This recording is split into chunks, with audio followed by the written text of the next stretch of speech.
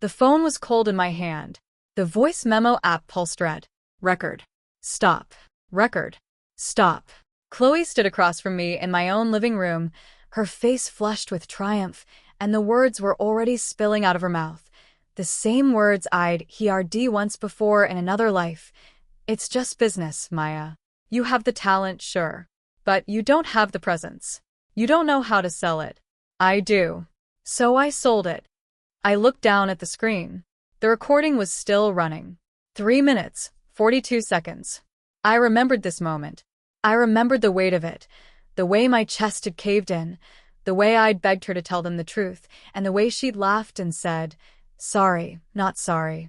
I remembered walking out of this apartment and never coming back. I remembered the bathtub, the whiskey, the pills, the silence. But I wasn't walking out this time. I tapped the screen. The red light vanished. Chloe's mouth was still moving, but I wasn't listening anymore. I was watching her like a scientist watching a specimen, cataloging every micro-expression, every nervous flicker of her eyelashes. She was waiting for me to crack. She'd seen me crack before. She was expecting TRS accusations, maybe even a slap. She was ready for all of it. She had her speech prepper read, her condescending comfort, her practiced dismissal. I gave her something else instead. I walked to my desk. The floorboard RDS creaked under my feet, the same creak I'd memorized over 3 hours of living here. I picked up the leather-bound sketchbook. 18 months of work. Every sketch, every note, every sleepless night poured into those pages. The heart of Chroma. The immersive installation that was supposed to be my breakthrough. The idea Chloe had just pitched to Viridian Studios as her own. I held it out to her. "Here," I said. "You're going to need this for the development meetings." Chloe's eyes snapped wide. The smugness on her face didn't just flicker. It froze, then shattered. "What, take it?" I pushed the book towel her. "You're going to be working with the engineers at Viridian. They'll want to see the technical specs. The schematics for the haptic floor on page 47. The lighting sequences for the main installation START on page 92. I've got notes in the margins about the power requirements. You'll want those." She read at the sketchbook like it might bite her. "What are you doing?" "Helping you," I said. "You took my idea. You pitched it as your own. That's already done. I can't unring that bell. So you might as well have everything you need to make it work." Her eyes root between my face and the book. "This is a trick." "It's not a trick." I kept my voice flat, even. "It's a gift. Consider it a paw-rooting gift. You're going to be famous, Chloe. You'll be on the cover of Art Forum, maybe even Vogue. They'll call you a visionary. You'll give interviews about your creative process, about how you woke up at 3 in the morning with this incredible idea. You'll talk about the struggle, the sacrifice, and you'll need something to show for it. This will help." Her fingers twitched. I could see the greed in her eyes, the same greed that had driven her to steal from me in the first place. She wanted the book. She wanted all of it. But she was suspicious. "Don't bother," she finally said, but her voice cracked on the last word. "I don't need your charity. Take the book, Chloe." I stepped closer. "Or I'll take it to the press myself. I'll tell them you stole my work. I'll show them my sketches. I'll show them my dated journal entries. I'll make your life a living hell." Her eyes narrowed. "You wouldn't. Try me." The silence stretched between us. 5 seconds. 10. I could hear the neighbors arguing through the thin walls, some couple fighting about rent again. Outside, a siren wailed in the distance. New York never shut up. Then she reached out and snatched the book from my hand. "I'm not doing this because you threatened me," she said, clutching it to her chest. "I'm doing this because it's mine now. It's always been mine. You just didn't know it yet." "Of course," I said. "Whatever helps you sleep at night." She backed toward the door, still staring at me like I was a bomb waiting to go off. "You're going to regret this." "Probably," I said. "But not as much as you will." She opened the door. She paused on the threshold. I could see the wheels turning in her head, trying to figure out my angle. She couldn't understand someone giving up without a fight. She'd never had to. She'd always been the one who took. I don't know what you're planning, she said slowly. But you'll never prove it was yours. Go home, Chloe. Read the book. Memorize it. You've got a lot of work ahead of you. She left. The door slammed. Her footsteps faded down the hallway. I stood in the silence of my apartment and waited. I counted to 60. Then I walked to the kitchen, poured myself a glass of tap water, and drank it. The water tasted flat and metallic. I'd never liked the tap water in this building. It always tasted like someone else's disappointment. I looked at my phone again. The recording was still there, a little icon in the corner of my screen. I didn't need to listen to it. I'd already heard it once, in another life. The words hadn't changed. 3 minutes, 42 seconds of Chloe admitting she'd stolen my work, that I didn't delete it. I didn't send it anywhere. I just let it sit there, a silent piece of insurance for a later date. Then I pulled out my laptop and SDA route typing. The first time around, I'd been too shocked to fight back. I'd walked out of this apartment in a daze, wandered the streets for hours, and ended up in a bar in the East Village, where I'd drunk my weight in cheap whiskey. I'd spent the next month spiraling, watching Chloe's STAR rise through social media and industry blogs. Every interview she gave was a knife in my gut. Every photo of her smiling at a gallery opening was a fresh wound. And then I'd gotten into the bathtub. The pills. The whiskey. The end, but except it hadn't been the end. I'd opened my eyes and I was here, standing in my own apartment, watching Chloe's mouth move, watching her steal my future all over again. But this time I knew what she was going to say. I knew the script. And I knew she wasn't the only one who could rewrite it. I worked through the night. I pulled every file I had on Chroma, the EARLY sketches, the technical diagrams, the concept notes I jotted down on napkins and receipts. I organized them in a folder on my desktop. I made copies. I backed everything up to 3 different cloud services. The first time, I'd been CA realist. I'd assumed she wouldn't steal from me because she was my friend and friends didn't do that. I was done assuming. At dawn, I walked to the diner on the corner. It was one of those greasy spoon places that never closed, where the coffee was always burnt and the waitresses called you Han. I ordered eggs and toast and sat in a booth by the window, watching the city wake up. The street sweepers rumbled past. The first wave of commuters stumbled out of the subway, looking like they'd rather be anywhere else. I'd lived in New York for 8 years. I'd come here with a shoulder ship to NYU and a head full of dreams. I'd stayed because the city promised to make me someone. It hadn't kept its promise the first time. This time, I wasn't waiting for anyone's permission. My phone buzzed. A text from an unknown number. When can we meet? I didn't respond. I knew who it was. I'd sent her a message the night before, just before I'd fallen asleep. An anonymous tip to a tech journalist I knew by reputation. S.A. Rod Jenkins. She'd broken bigger stories than this, but she'd also never been afraid to chase a small one if the bones were interesting enough. I finished my eggs and left cash on the table. 2 hours later, I was sitting in a coffee shop in Williamsburg, a baseball cap pulled low over my eyes. S.A. Rod Jenkins walked in and spotted me immediately. She had the look of a woman who'd been doing this too long to be fooled by a hat. Maya Bell, she said, sliding into the seat across from me. This is a surprise. Thank you for meeting me. I didn't come here because I'm curious about your coffee order. She leaned back, arms crossed. You sent me a tip last night. You said there was a story about Viridian Studios and a stolen concept. You also said the thief is currently being praised as a visionary. Chloe Morrow. I know who she is. S.A. Ra pulled out a notebook. I also know she's been in the press a lot lately. She just signed a development deal with Viridian. 7 figures. The industry is calling her the next big thing. She's a fraud. And you can prove that. I slid a flash drive across the table. Everything's on there. Sketches. Patents. Time-stamped journal entries. I've got 18 months of documentation. I've got emails. I've got notes from meetings with potential investors. I didn't just think about this project. I built it. From the ground up. She took it from me and sold it as her own. S.A. Ra picked up the flash drive, turning it over in her fingers. Why didn't you go to the police? because she's already signed the deal. It's too late for a legal battle. They'll drag it out for IRS, and in the meantime, she'll use the money to lawyer up and bury me. You want me to expose her? Eventually, I said. Not today. Not next week. I want you to do the RCH first. Build the case. I want you to find every scrap of evidence that I existed before she did. I wanted to compare my work to hers and make it obvious. Ra studied me. You're not the first artist who's come to me with a story like this. Usually they're crying.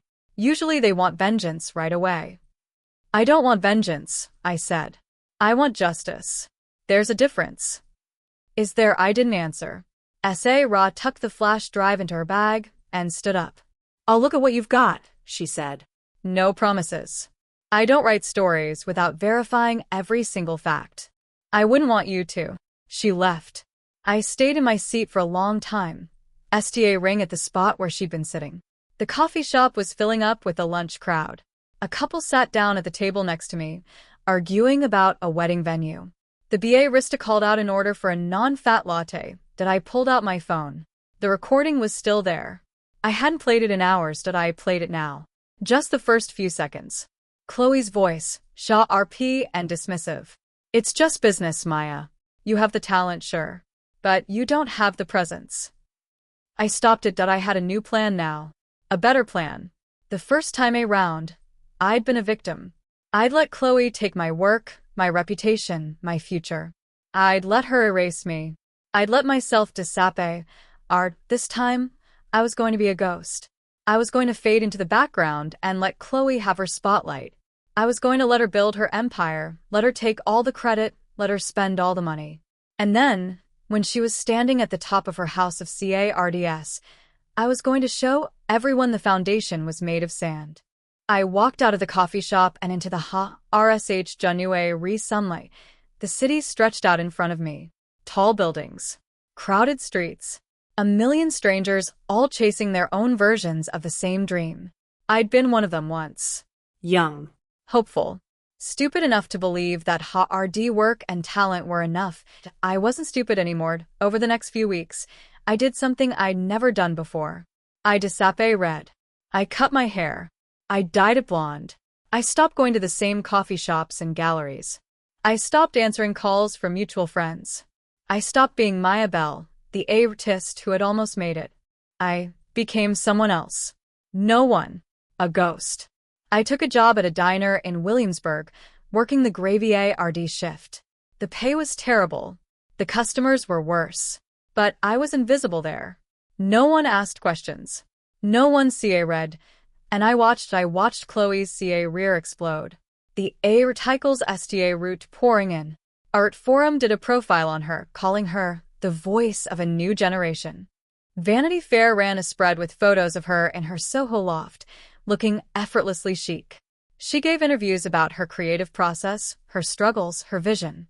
She talked about chroma like it had been born fully formed in her brain, like she'd never needed anyone else's help to make it real. I read every word, every interview, every puff piece. I saved them all in a folder on my computer, along with the sketches and the emails and the receipts and the napkins.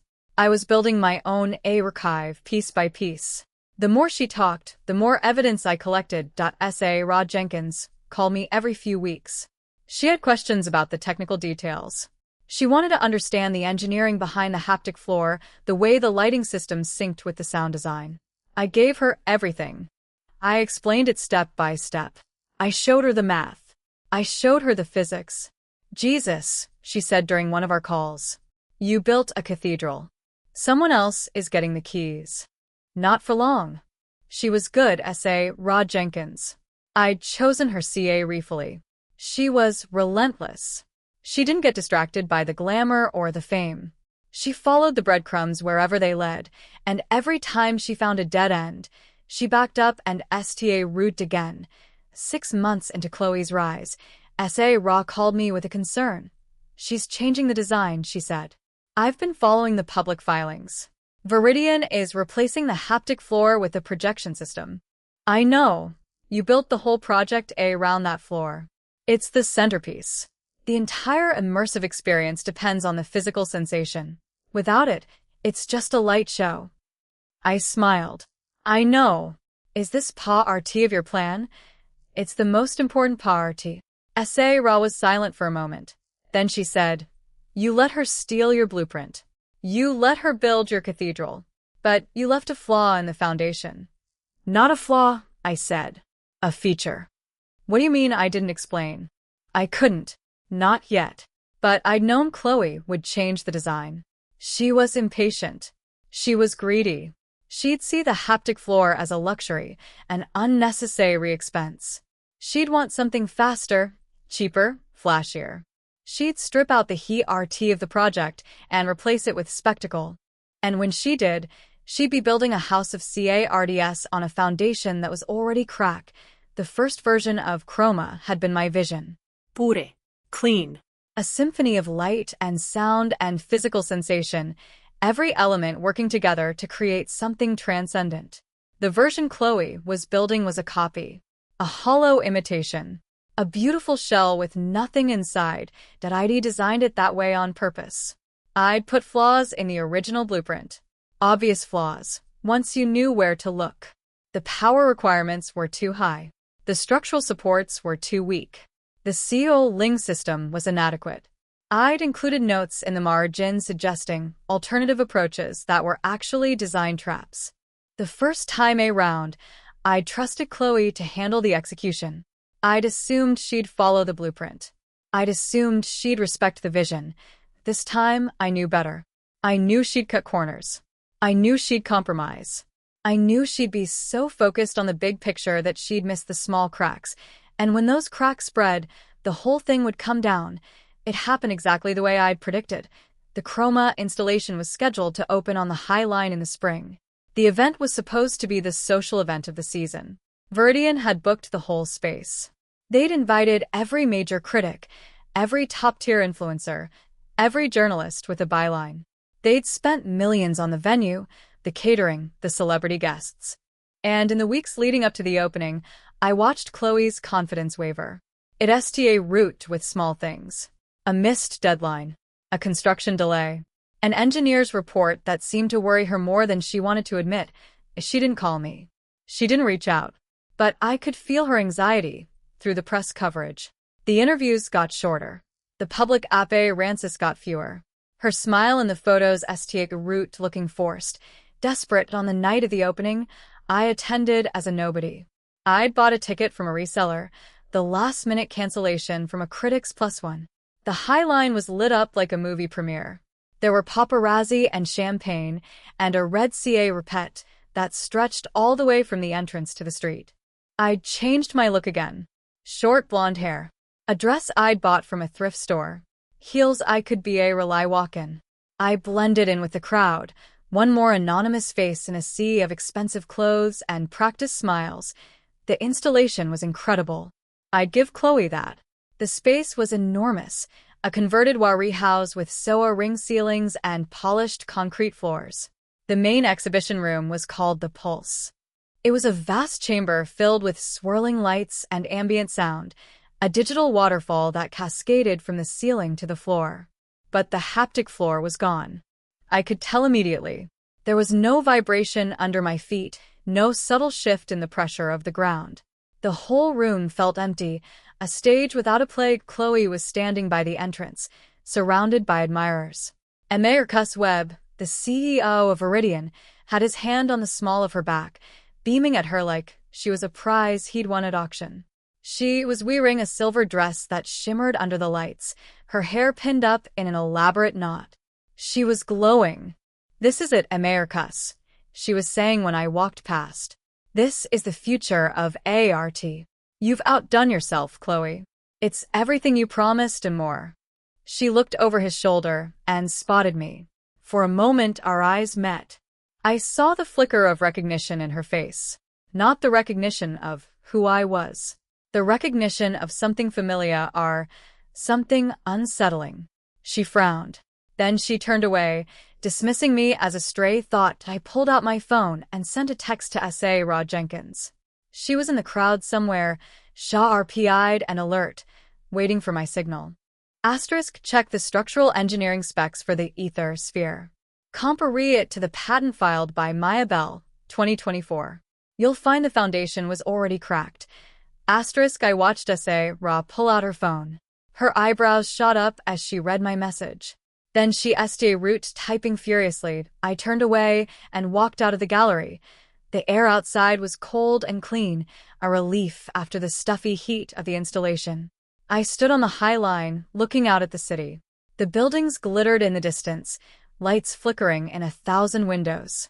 Somewhere in one of those buildings, a woman was making a discovery that would change everything. I walked home. My feet were killing me from the heels. I had to stop twice to rest, sitting on benches and watching the tourists wander past. When I got back to my tiny studio, I kicked off the shoes and collapsed onto the floor. I didn't turn on the lights. I just lay there in the dark. STA ring at the ceiling. My phone buzzed. A text from S.A. Ra. Asterisk you're right. I need more. Can we meet tomorrow? Asterisk I typed back. Oh asterisk name the place. I'll be there. Asterisk the next morning, I met S.A. Ra at a park in Brooklyn. FAR from the crowds. She was already there when I arrived, sitting on a bench with a coffee in one hand and my flash drive in the other. Your blueprints re-detailed, she said when I sat down. Painstakingly detailed. You spent months on this. Yeah, RS. Viridian's public filings don't match. I read the specs for the ether sphere from the original patent to what they actually built. There are discrepancies. Structural weaknesses. COOling deficiencies. The whole installation is built on a foundation that can't support the weight of the upper components. It was designed to fail. S.A. Ra STA read at me. You built a time bomb. I built a cathedral that would collapse if the architect wasn't CA Refull. Chloe wasn't CA Refull. She was quiet for a long moment. Then she said, you knew she'd change things. You knew she'd cut corners. You designed the whole thing to break. Not break, I corrected. Expose. It's a beautiful structure, as long as no one looks too closely. But if they look, they'll see it was built on a lie. You're not an artist, Maya. You're a strategist. No, I said. I'm an artist who Leah reneged to fight. S.A. Ra put the flash drive in her bag. I've got enough for a story. It's going to be big. It's going to be messy. You ready for that? I've been ready for yours. How do you want it to end? I thought about Chloe. I thought about the bathtub. I thought about the pills and the whiskey and the silence. I thought about all the nights I'd spent crying in the city, watching her succeed on the back of my work. I want the truth to come out, I said. That's all. Is it? I met her eyes. Yes. It wasn't, but I didn't tell S.A. Ra that. The truth was only the first step. The second step was something else entirely. Something I'd been planning since the day Chloe walked out of my apartment with my sketchbook. I wasn't just going to expose her. I was going to destroy her. And I was going to do it in a way that left no room for recovery. But that was a conversation for another day. The article went live 3 weeks later. S.A. Ra Jenkins had done her homework. The piece was 18,000 words. It chronicled the entire journey of Chroma, from the first sketch I'd drawn in a coffee shop to the stolen pitch that had launched Chloe's CA Rear. There were side-by-side comparisons of the original blueprints and the final construction. There were expert testimonies from engineers who confirmed the design flaws. There were screenshots of my social media posts, time-stamped and dated. The headline read, Chroma's shame, the ghost designer behind Viridian's masterpiece. The response was immediate. Viridian stock plummeted. America's Web released a statement claiming the company had been misled. Chloe's publicist went silent. The interviews dried up. The invitations stopped coming. She'd built her CA Rear on my work, and in the span of one morning, it had all been taken away. I watched it all from a distance. I'd quit the diner weeks ago. I was living on savings, a small amount of money I'd been writing for exactly this moment. I turned off my phone. I didn't read the comments. I didn't watch the news coverage. I waited. 3 days after the article came out, Chloe showed up at my apartment. This time, she didn't knock with confidence. She pounded on the door, frantic and desperate. Maya, open the door. I sat on my Murphy bed and didn't move. Please. Just open the door. I counted to 60. Then I stood up and opened the door. Chloe looked terrible. The silver dress was gone. The glittering goddess was gone. She was wearing jeans and a t-shirt, her hair greasy and unwashed. Dark circles ringed her eyes. She'd been crying. "Why?" she said. "Why did you do this to me?" I stepped aside and let her in. She walked past me into my tiny studio, looking around at the BA walls and the hot plate and the stack of ramen noodles in the corner. "This is where you've been living." "I've been busy. Busy destroying my life." "Your life." I closed the door and leaned against it. "Chloe, you stole my work. You took 18 months of my life and claimed it as your own. You built an empire on a lie. Did you really think it would last forever?" "I didn't think you'd fight back," she said. "You never fight back. You just curl up and disappear. That's what you do. That's what you've always done. Not anymore." She read at me. I read back. The silence stretched between us, thick and unbearable. "I'm sorry," she said finally. "Ryu. Does it matter?" "It doesn't matter," I said. "I don't want your apology. I don't want your sympathy. I want you to leave." "Where am I supposed to go? Everyone knows who I am now. Everyone knows what I did. I've lost everything." "You haven't lost everything," I said. "You still have your talent." We both knew that wasn't true. Chloe didn't have talent. She had ambition. She had charisma. She had the ability to sell anything to anyone. But she didn't have the vision. She didn't have the skill. She'd never built anything on her own, and now she never would. "Are you going to destroy me completely?" she asked. "Is that the plan?" "No," I said. "That was never the plan." "What was the plan?" I walked to my kitchen counter and picked up my phone. I opened the recording app. The file was still there. 3 minutes, 42 seconds. I pressed play. Chloe's voice filled the room. "It's just business, Maya. You have the talent, sure. But you don't have the presence. You don't know how to sell it." "I do. So I sold it." Chloe turned pale. "You recorded me." "I recorded everything." I stopped the recording and looked at her. She was shaking, her arms wrapped around herself like she was trying to hold herself together. "I've had that recording for 2 years, I said. "I've never used it. Not in the article. Not in court. Not anywhere. Do you know why?" She shook her head. "Because I didn't need it," I said. The truth was enough. The truth always wins, Chloe. It just takes longer sometimes. She root crying. Real crying. Ugly crying. I'd never seen her like this before, so raw and broken. In all the years I'd known her, she'd always been in control. Always the confident one, the bold one, the one who took what she wanted and never apologized. "This isn't what I wanted," she sobbed. "I was just so red. I was so red of being ordinary. You were so brilliant, Maya. You made it look so easy. I thought if I had what you had, I'd finally be somebody. You could have asked for help. Would you have given it to me?" I didn't answer. The truth was I didn't know. The old Maya would have helped her. The old Maya would have read her ideas, her contacts, her time. The old Maya had done all those things, and Chloe had taken them and turned them into weapons. "The recording," Chloe said. "What are you going to do with it?" "Nothing," I said. "I'm going to delete it." She read at me. "What, delete it? Erase it? It's done. It's over." "But it's proof." "I don't need proof." I unlocked my phone, found the file, and pressed delete. Then I went to the recently deleted folder and deleted it again. The file was gone. The evidence was gone. The leverage was gone. "Why would you do that?" Chloe asked, her voice a whisper. "Because I'm not going to be defined by you anymore," I said.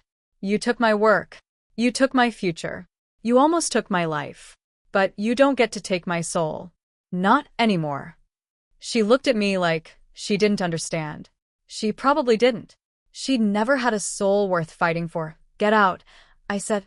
"Please. Get out of my apartment. Get out of my life. And don't ever come back." She left. She walked out the door and read down the hallway. I heard her footsteps fade, and then nothing.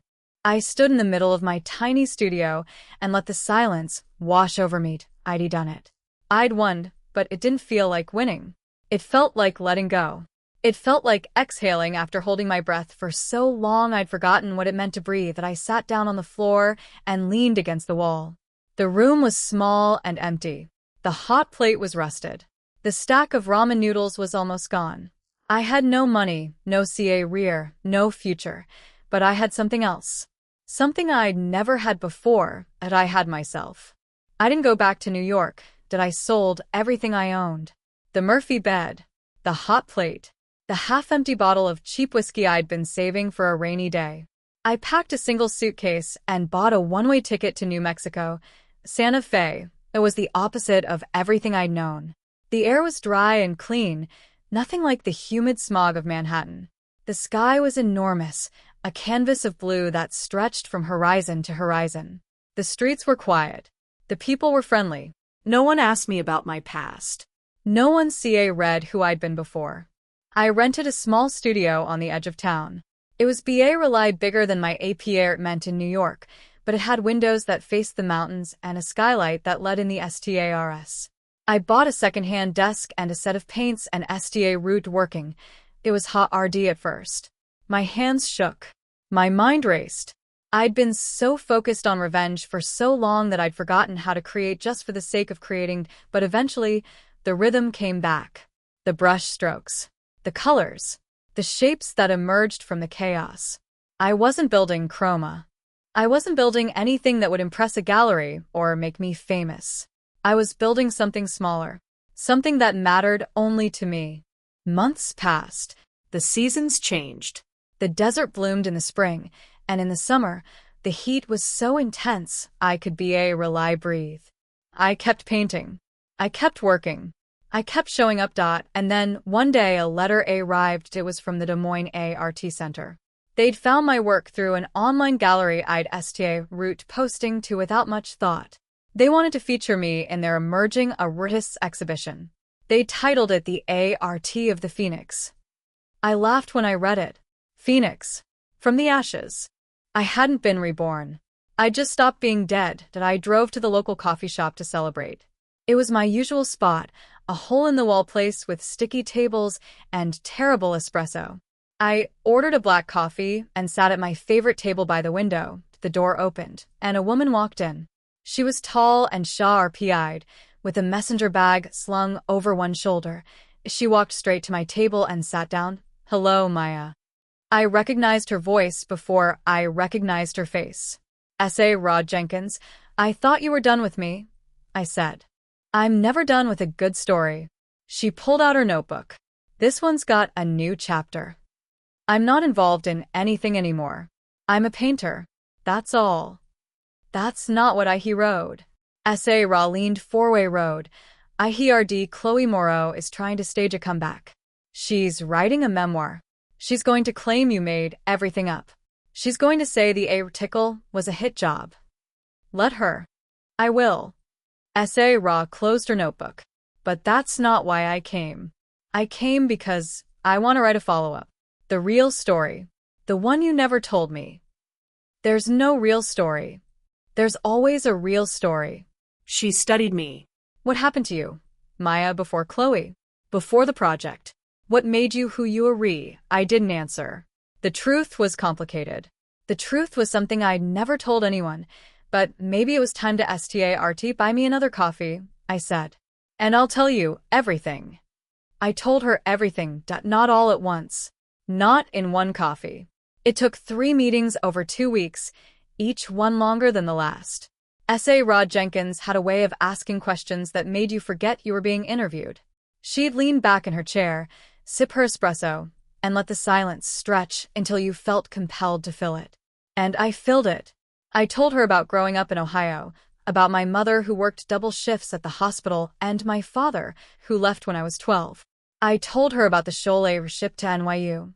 The first time I'd seen the city's skyline from the window of a Greyhound bus, the way I'd press my palm against the glass and promise myself I'd never leave.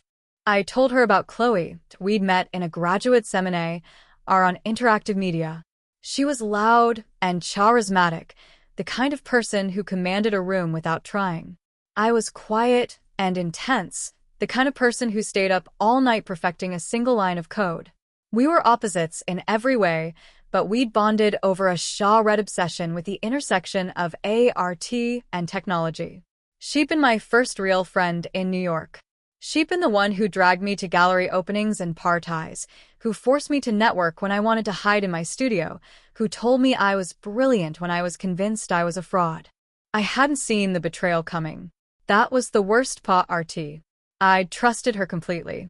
I'd shown her everything. My sketches, my notes, my prototypes. I'd treated her like a collaborator, a partner, a co-conspirator in my creative journey. And she'd taken all of it and sold it to the highest bidder. She was never your friend, S.A. Ross said during our third meeting. She'd stopped taking notes by then. She was just listening. I know that now. Did you know it then? Even a little I thought about it. The way Chloe had always steered conversations toward her own accomplishments. The way she'd dismissed my concerns as overthinking. The way she'd laughed when I told her I was worried about Viridian stealing my ideas. I think I knew, I said slowly. I think some part of me always knew, but I didn't want to believe it. I wanted to believe she was different. She wasn't. No. She wasn't. S.A. Ra put down her coffee cup. You've given me a lot to work with. More than I expected. But I still don't understand why you're telling me all this. You said you wanted to move on. You said you were done with the past. I am done with the past, I said. But that doesn't mean I'm done with the story. The story isn't over yet. What do you mean? I didn't answer. I just smiled and ordered another coffee. Sarah left Santa Fe 2 days later. She had a deadline to meet and a follow-up article to write. I didn't ask her what she was planning to include. I didn't want to know.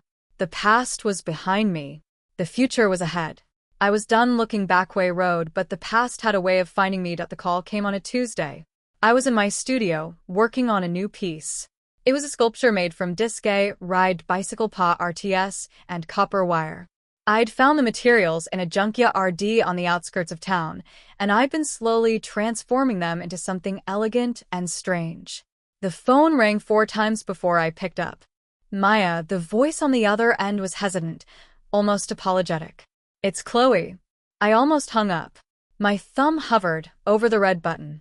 But something stopped me. Curiosity, maybe. Or maybe just the same old weakness that had let her into my life in the first place. What do you want? I need to see you. Absolutely not. Please. Just listen. I know I have no right to ask. I know I destroyed everything between us. But I need to talk to you. There are things you don't know. Things about Viridian. About the project. About what happened after the article. Nothing happened after the article, I said flatly. You got exposed. The industry turned on you. End of story. That's not the end. That's the beginning. Her voice was shaking. Americus Webb is filing a lawsuit. He's claiming I defrauded the company. He's trying to recover the advance they paid me. But that's not all. He's also going after you. Going after me, why? Because you're the one who gave me the blueprints. You're the one who sent me the sketchbook. He's going to claim you weren't on it. That you and I conspired together to defraud Viridian. I sat down. The sculpture clattered to the floor, but I rely it. That's insane. Tell that to his lawyers. They've already subpoenaed my records. They're looking for evidence of collusion. And they're going to find it. Your name is all over those documents, Maya. Your handwriting. Your notes. Your fingerprints on the pages. I felt something cold settle in my stomach. I hadn't thought about that. I'd been so focused on exposing Chloe that I hadn't considered the legal consequences. The sketchbook had been my proof, but it was also my connection. My handwriting, my ideas, my signature on every page. If Viridian wanted to argue that I'd been part of the scheme, they had the evidence to back it up. You need a lawyer, Chloe said. A good one. Webb is ruthless. He'll destroy you just to send a message. Are you trying to warn me? I'm trying to protect myself. If you go down, I go down with you. We're connected, Maya. We'll always be connected, whether you like it or not. I wanted to scream at her. I wanted to tell her she was the reason I'd almost died, The reason I'd spent 2 years hiding in the shadows. The reason I had nothing left to show for my life. But the words wouldn't come. Instead, I just sat there, STA ring at the sculpture on the floor, watching the copper wire catch the light. "Where are you?" I finally asked. "New York." I came back. I thought if I faced it head-on, maybe I could fix things. "Can you?" "I don't know. That's why I called. I need your help, Maya. I know I don't deserve it. I know I've done unforgivable things. But if we don't work together, we're both going to get crushed." I closed my eyes. The silence in the room was oppressive, broken only by the faint hum of the refrigerator in the kitchen. "I'll think about it," I said. Don't call me again. "I'll call you." I hung up before she could respond. I didn't sleep that night. I lay in bed, STA ring at the ceiling, replaying every moment of the past 2 years.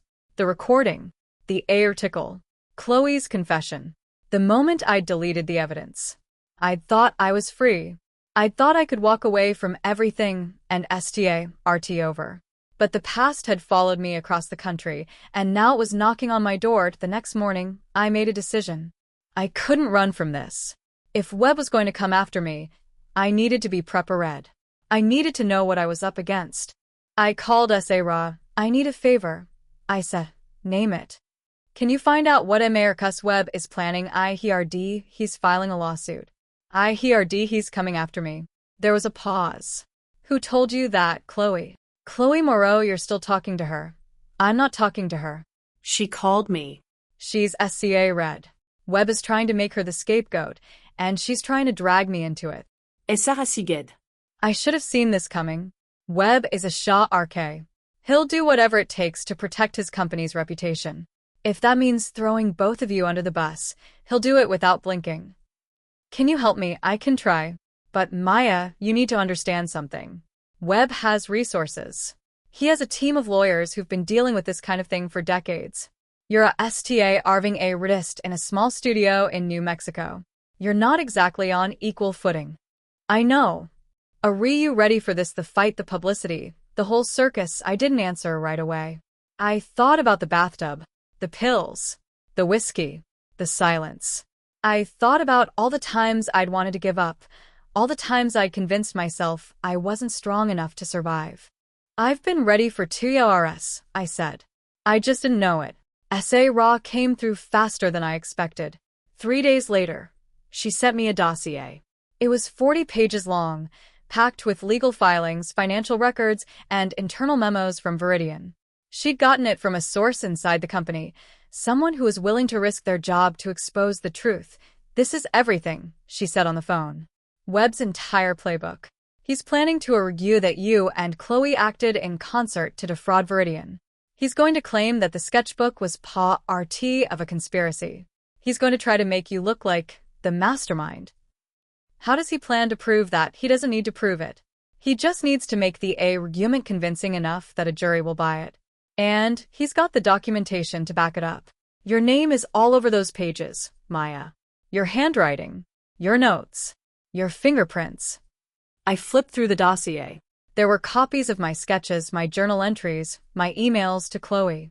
There were notes from meetings I'd attended, calls I'd made, messages I'd sent. Everything I'd ever read with Chloe had been documented and preserved, and now it was being used against me. "I need a lawyer," I said. "I already found you one. Her name is Diana Price. She's the best in the Southwest. She's handled cases like this before. She's tough, she's SMART, and she doesn't take crap from anyone. Send me her number." "Already sent. Check your phone."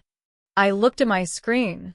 There was a text from Ra with a contact name and number. "Diana Price, thank you," I said.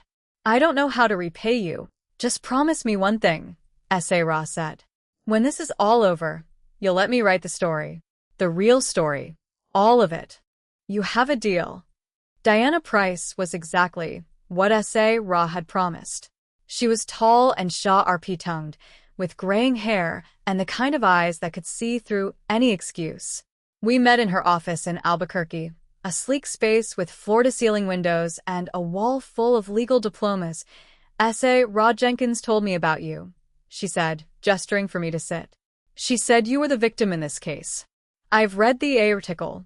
I've read the dossier. I've also read the emails Viridian's lawyers sent to Chloe Morrow. What do they say?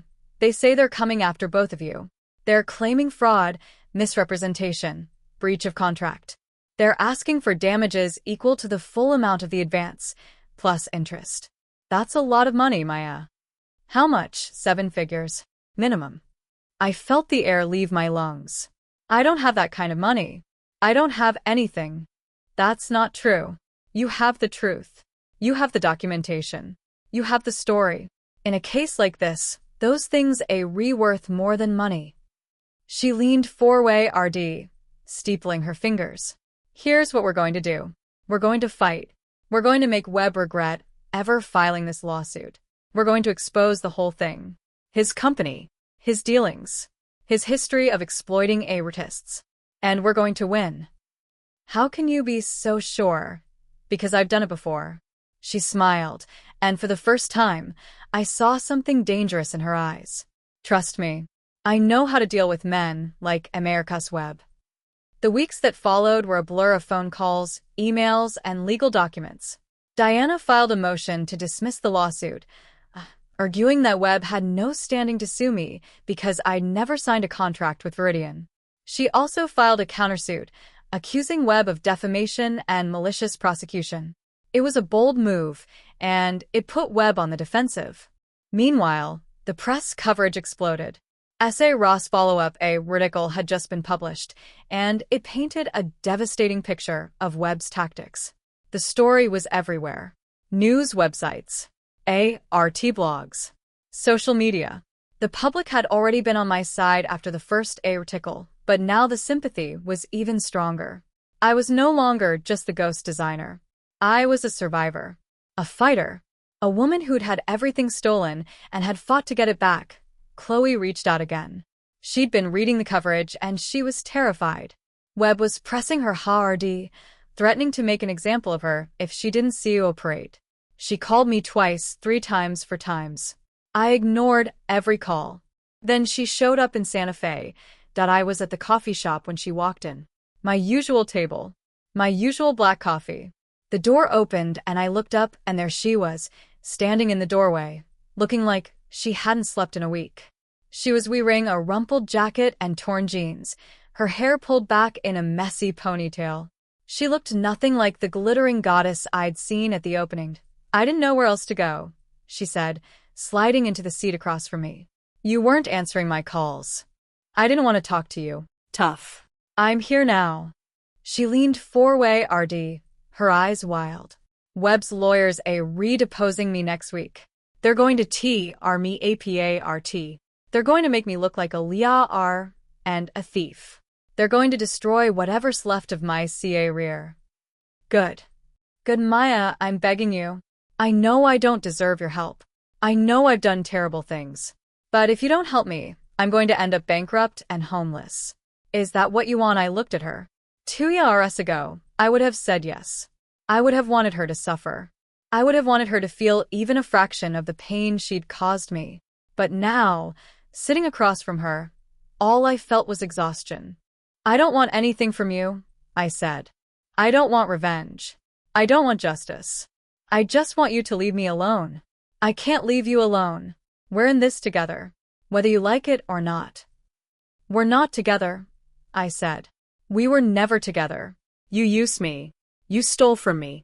You almost destroyed me. And now you want me to save you.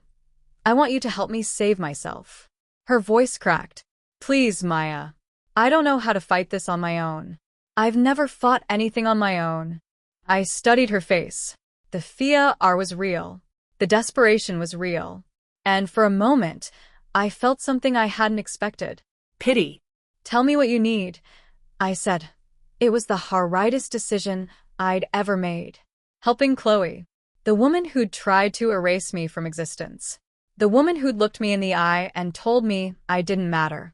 The woman who'd taken everything I'd worked for and claimed it as her own, but I couldn't let Webb win. If he destroyed her, he'd destroy me too.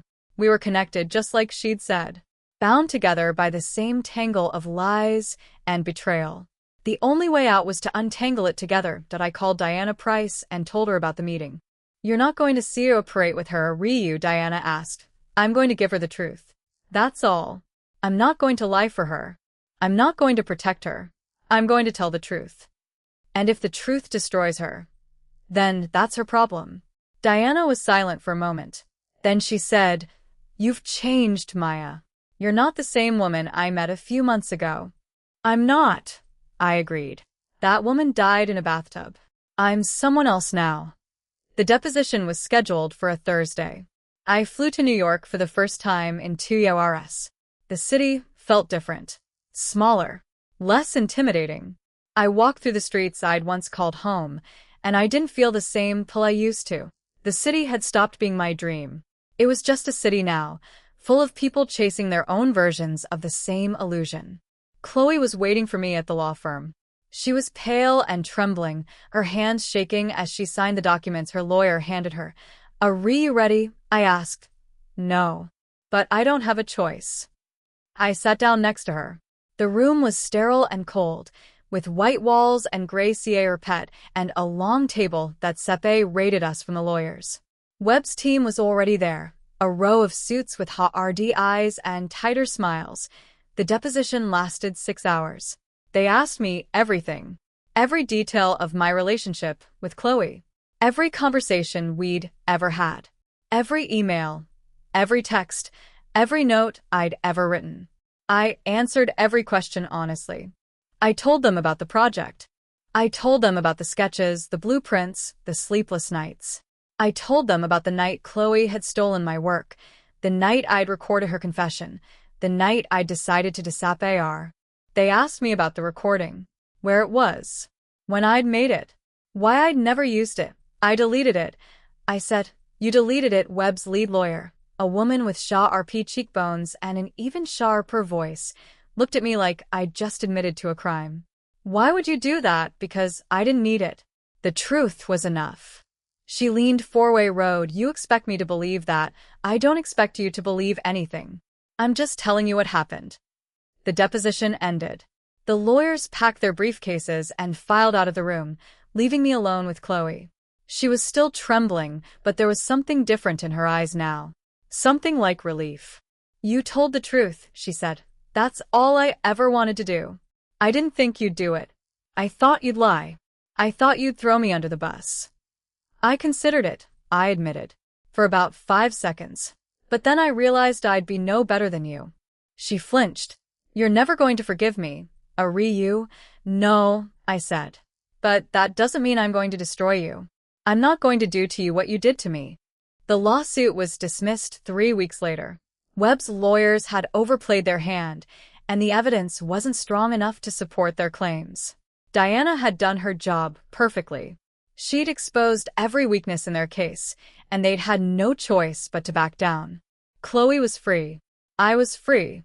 The past was finally behind us, but the story wasn't over. It was just beginning. I went back to Santa Fe. I went back to my studio, my sculptures, my quiet life. The pieces I'd been working on were still there, waiting for me. I picked up where I'd left off and sta route creating again, and somewhere, in a city far away, a woman was writing the next chapter. The call came at 3:47 in the morning. I was asleep, dreaming of something I couldn't remember, when my phone vibrated across the nightstand.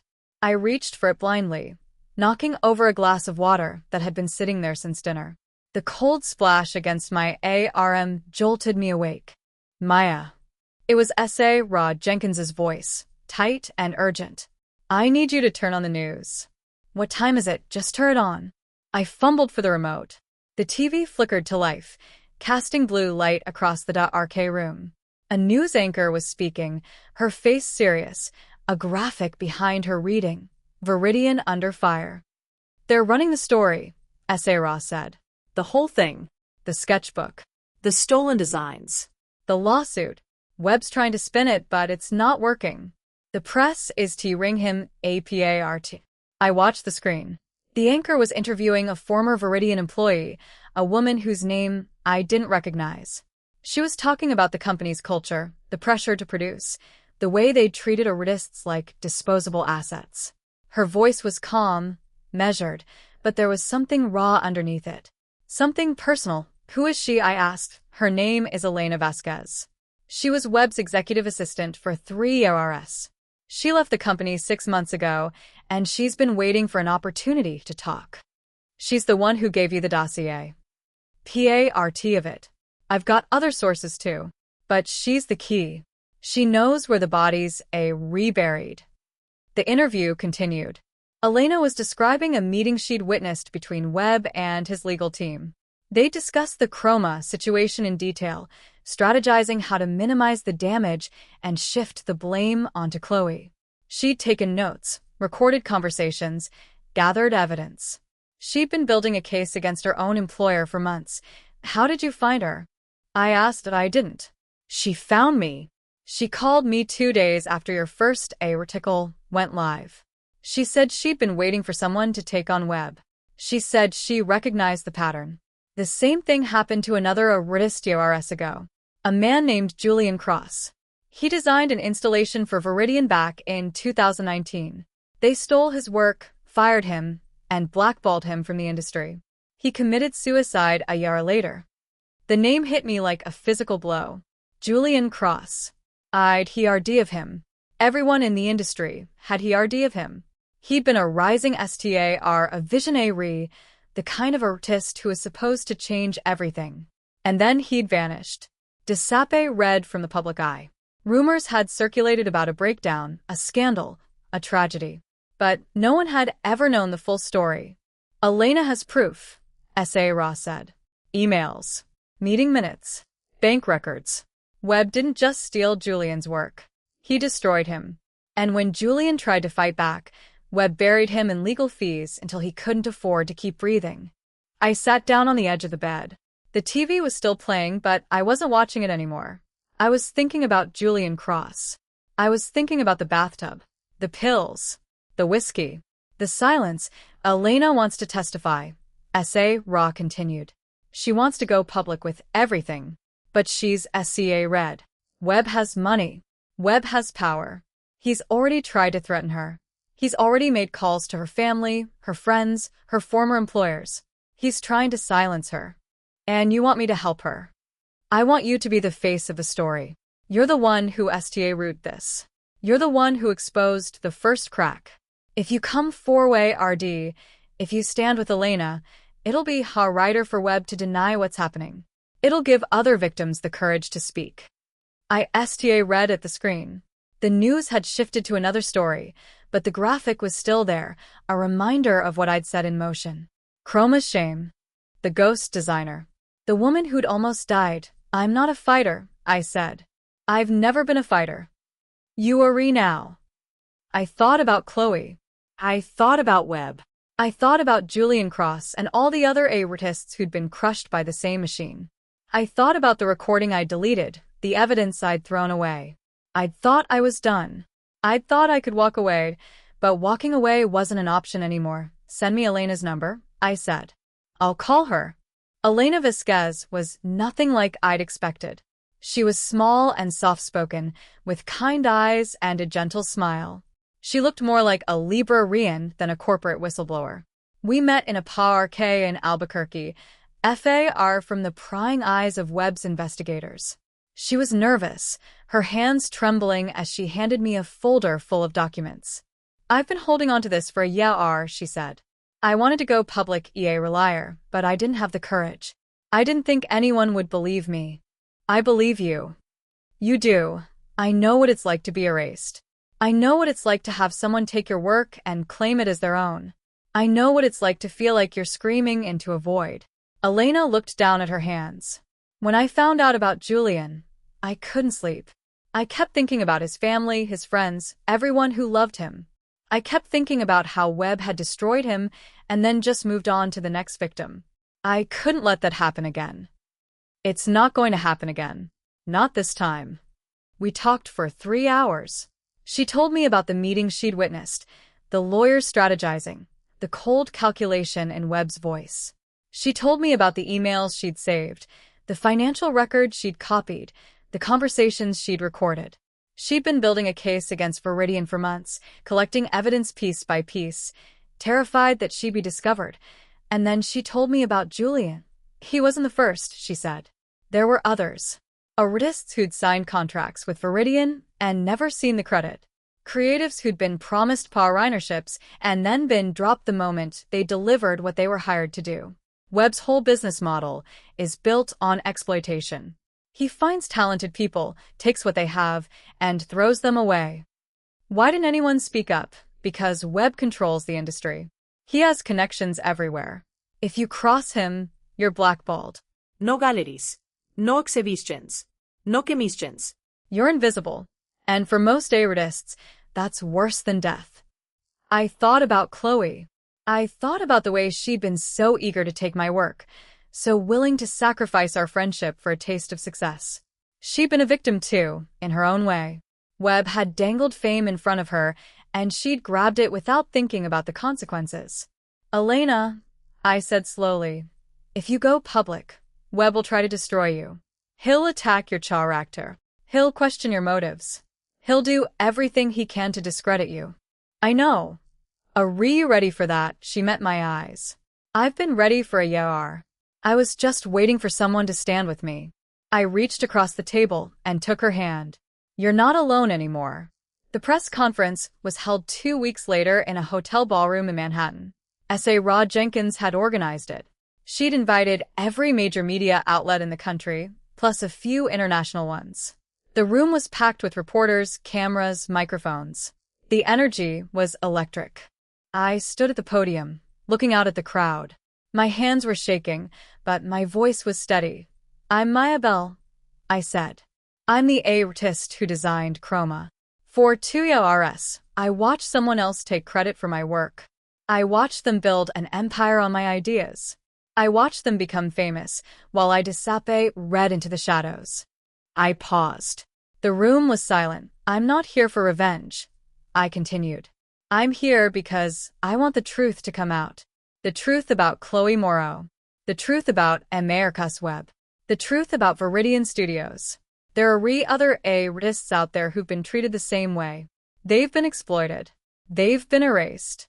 They've been crushed by a system that values profit over people. I looked at Elena, who was standing in the wings, her eyes shining with TRS. I'm here because I refuse to be silent anymore. And I'm here because I'm asking others to join me. If you've been hurt by Viridian, if you've been silenced by America's Web, I'm asking you to speak. I'm asking you to stand up. I'm asking you to tell your story. The questions came fast and furious. I answered as many as I could. Yes, I had evidence. Yes, I had documentation. Yes, I was prepared to testify.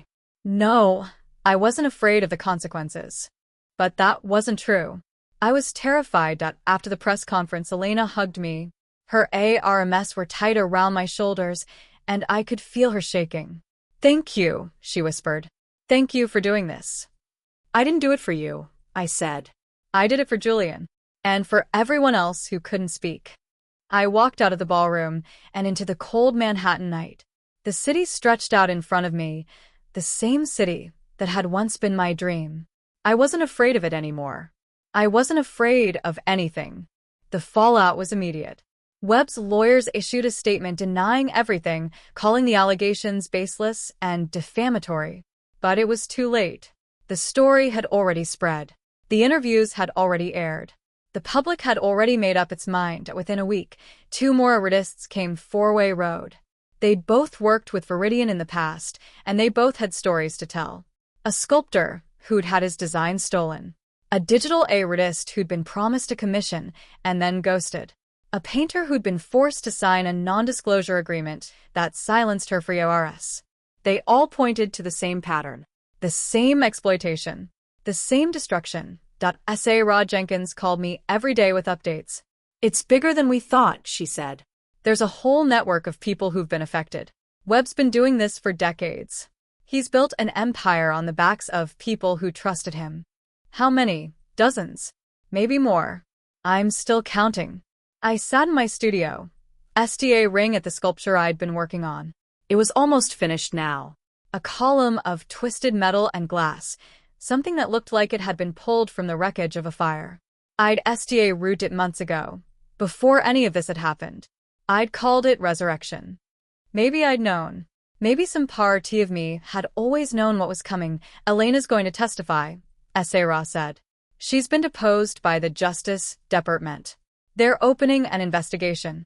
Webb's going to be charged with fraud, racketeering, and a dozen other things.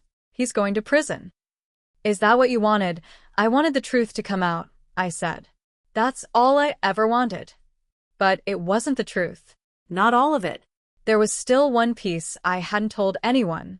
One piece I'd been holding on to since the beginning. The call came 3 days after the Justice Department announced its investigation. I was in my studio, working on the final details of the sculpture when my phone buzzed. I didn't recognize the number, but I answered anyway. Is this Maya Bell? The voice was male, deep and professional. Who's asking? My name is Detective M.A.R.K. Fletcher. I'm with the NYPD. I'm calling because I have some information that might be relevant to your case. My case, the Justice Department investigation into Viridian Studios. I've been assigned to look into some of the allegations. Specifically, the death of Julian Cross. I felt the blood drain from my face. Julian Cross died of suicide. That's what the records show. The records show that. But I've been looking at the evidence. And there are some inconsistencies. What kind of inconsistencies? He was silent for a moment. Then he said, Julian Cross didn't die alone. He was with someone the night he died. Someone who was in the room with him. Someone who might have given him the pills. My hand tightened around the phone. Who? His girlfriend. A woman named Nora Webb. I blinked. Webb. Americus Webb's daughter. She was with Julian the night he died. She watched him take the pills. She didn't call for help. She didn't try to save him. She just watched. I sat down heavily on the floor. The sculpture loomed above me, twisted and beautiful and terrible. Why are you telling me this? I asked. Because Nora Webb is missing, Fletcher said. She disappeared 3 weeks ago. And I think you might be the only person who can help us find her. Nora Webb. I'd never heard of her. I'd never seen her name in any of the documents or the articles or the interviews. But as soon as Detective Fletcher said it, something clicked into place. A memory. A fragment. Chloe had mentioned her. Once. In passing. A throwaway comment in the middle of a long conversation about Viridian. Americus Webb has a daughter, she'd said. She's a mess. Always in trouble. Always dragging him into her drama. I heard she was involved with some artist a few years ago. It ended badly. I'd forgotten about it. I'd filed it away as gossip and moved on. But now I was replaying the conversation in my head, trying to remember every detail. What do you want me to do? I asked Fletcher. I want you to talk to Chloe Moreau. She was close to Webb's circle. She might know where Nora is. She might have heard something, seen something, that could lead us to her. I haven't spoken to Chloe in months. Then call her. I'm sending you a number. If you hear anything, call me immediately. I called Chloe that night.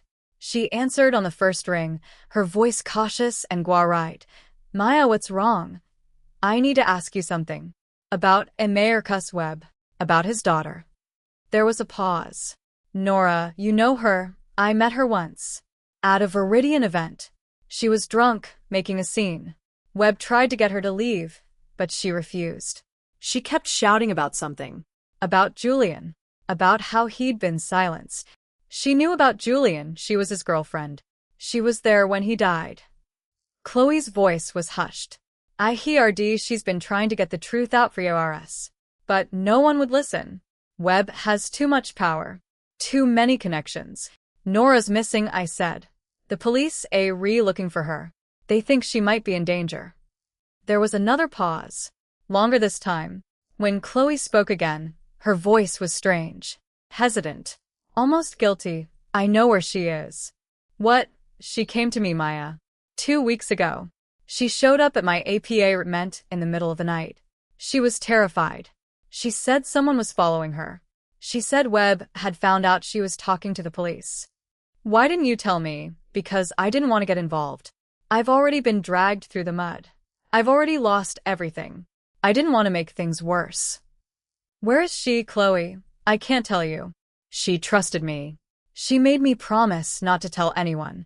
Chloe, if Webb finds her first, she's dead. You understand that, right? She's the only witness who can put him away. He'll do anything to silence her. Chloe was silent for a long time. I could hear her breathing, ragged and uneven. I could hear the fear in her silence.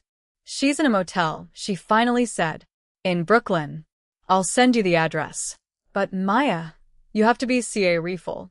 Webb has people everywhere. He'll know the moment you make a move. I'll be CA Refill, I said. I promise. The motel was in a rundown part of Brooklyn, far from the glittering towers of Manhattan. It was the kind of place that ridged by the hour, where the neon sign flickered and the parking lot was full of dented cars. I walked up the stairs to the second floor and knocked on the door of room 207. A woman opened it.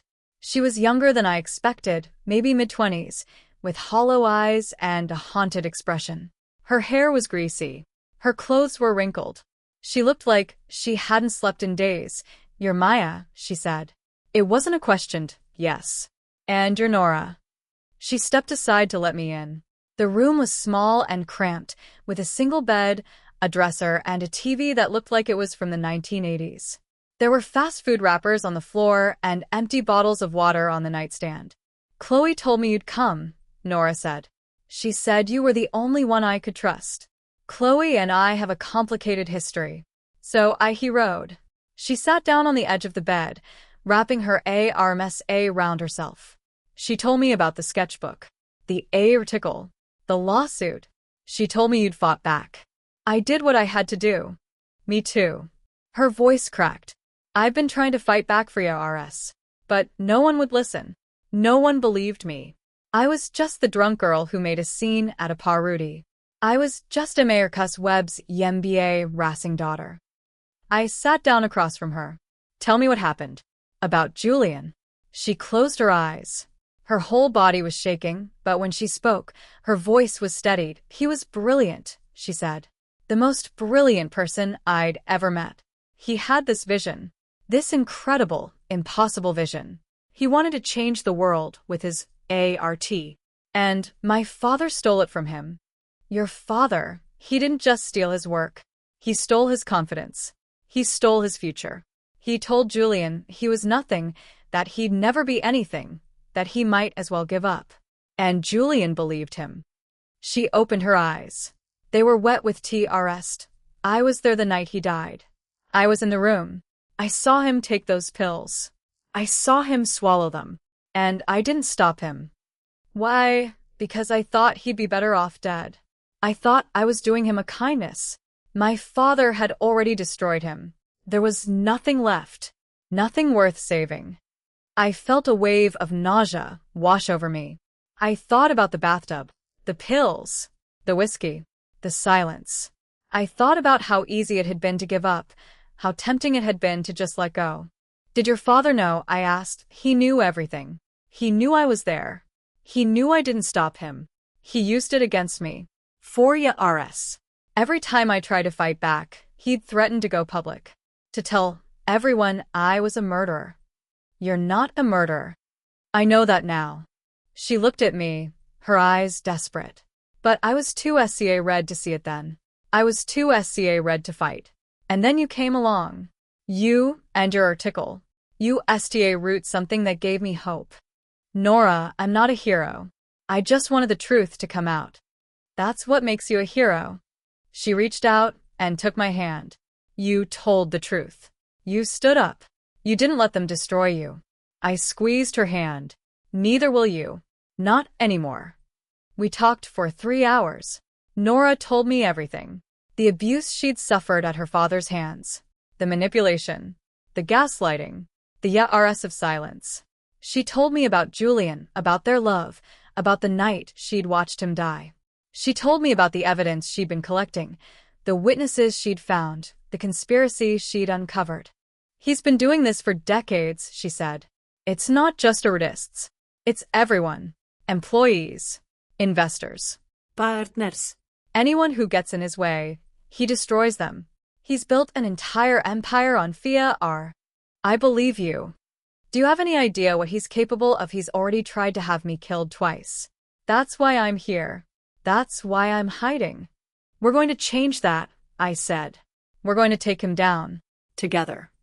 She looked at me, her eyes sea-urching mine.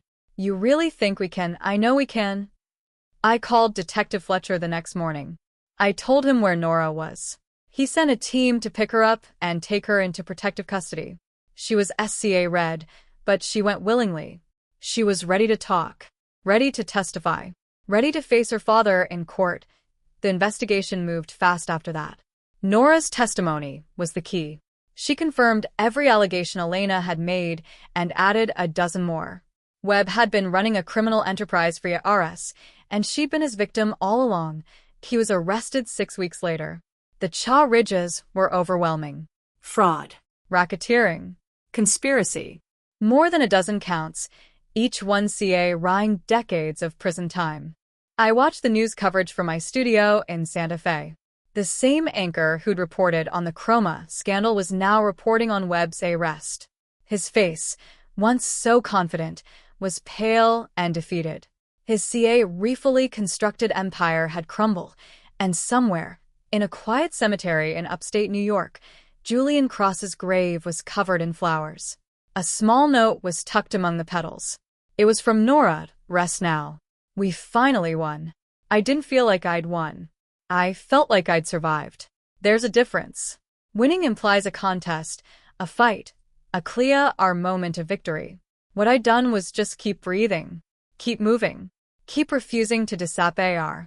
Elena Sta root a non-profit organization to help artists who'd been exploited by corporate clients. She called it the Cross Foundation in Julian's honor. It grew quickly, attracting donations and volunteers from all over the country. Within a year, it had a permanent staff and a waiting list of clients. Chloe reached out to me again. She'd been trying to rebuild her CA rear, but the industry was unforgiving. No one wanted to work with her. No one trusted her. She'd been blackballed in a way that made even Webb's tactics look gentle. I'm sorry, she said on the phone. I know that doesn't change anything. I know it doesn't make up for what I did. But I wanted you to hear it from me. I heard you. I'm leaving New York. I'm going to try to START over. Somewhere far away. Somewhere no one knows who I am. Maybe that's for the best. What about you? She asked. What are we going to do? I looked out the window. The desert stretched in front of me, vast and empty and full of possibility. The sculpture I'd been working on was finally finished. Resurrection. A column of twisted metal and glass, something that looked like it had been pulled from the wreckage of a fire and given new life. I'm going to keep creating, I said. That's what I've always done. That's what I'll always do. Chloe was silent for a long time. Then she said, You're a better person than I'll ever be. No, I said. I just learned how to fight. The gallery opening was 3 months later.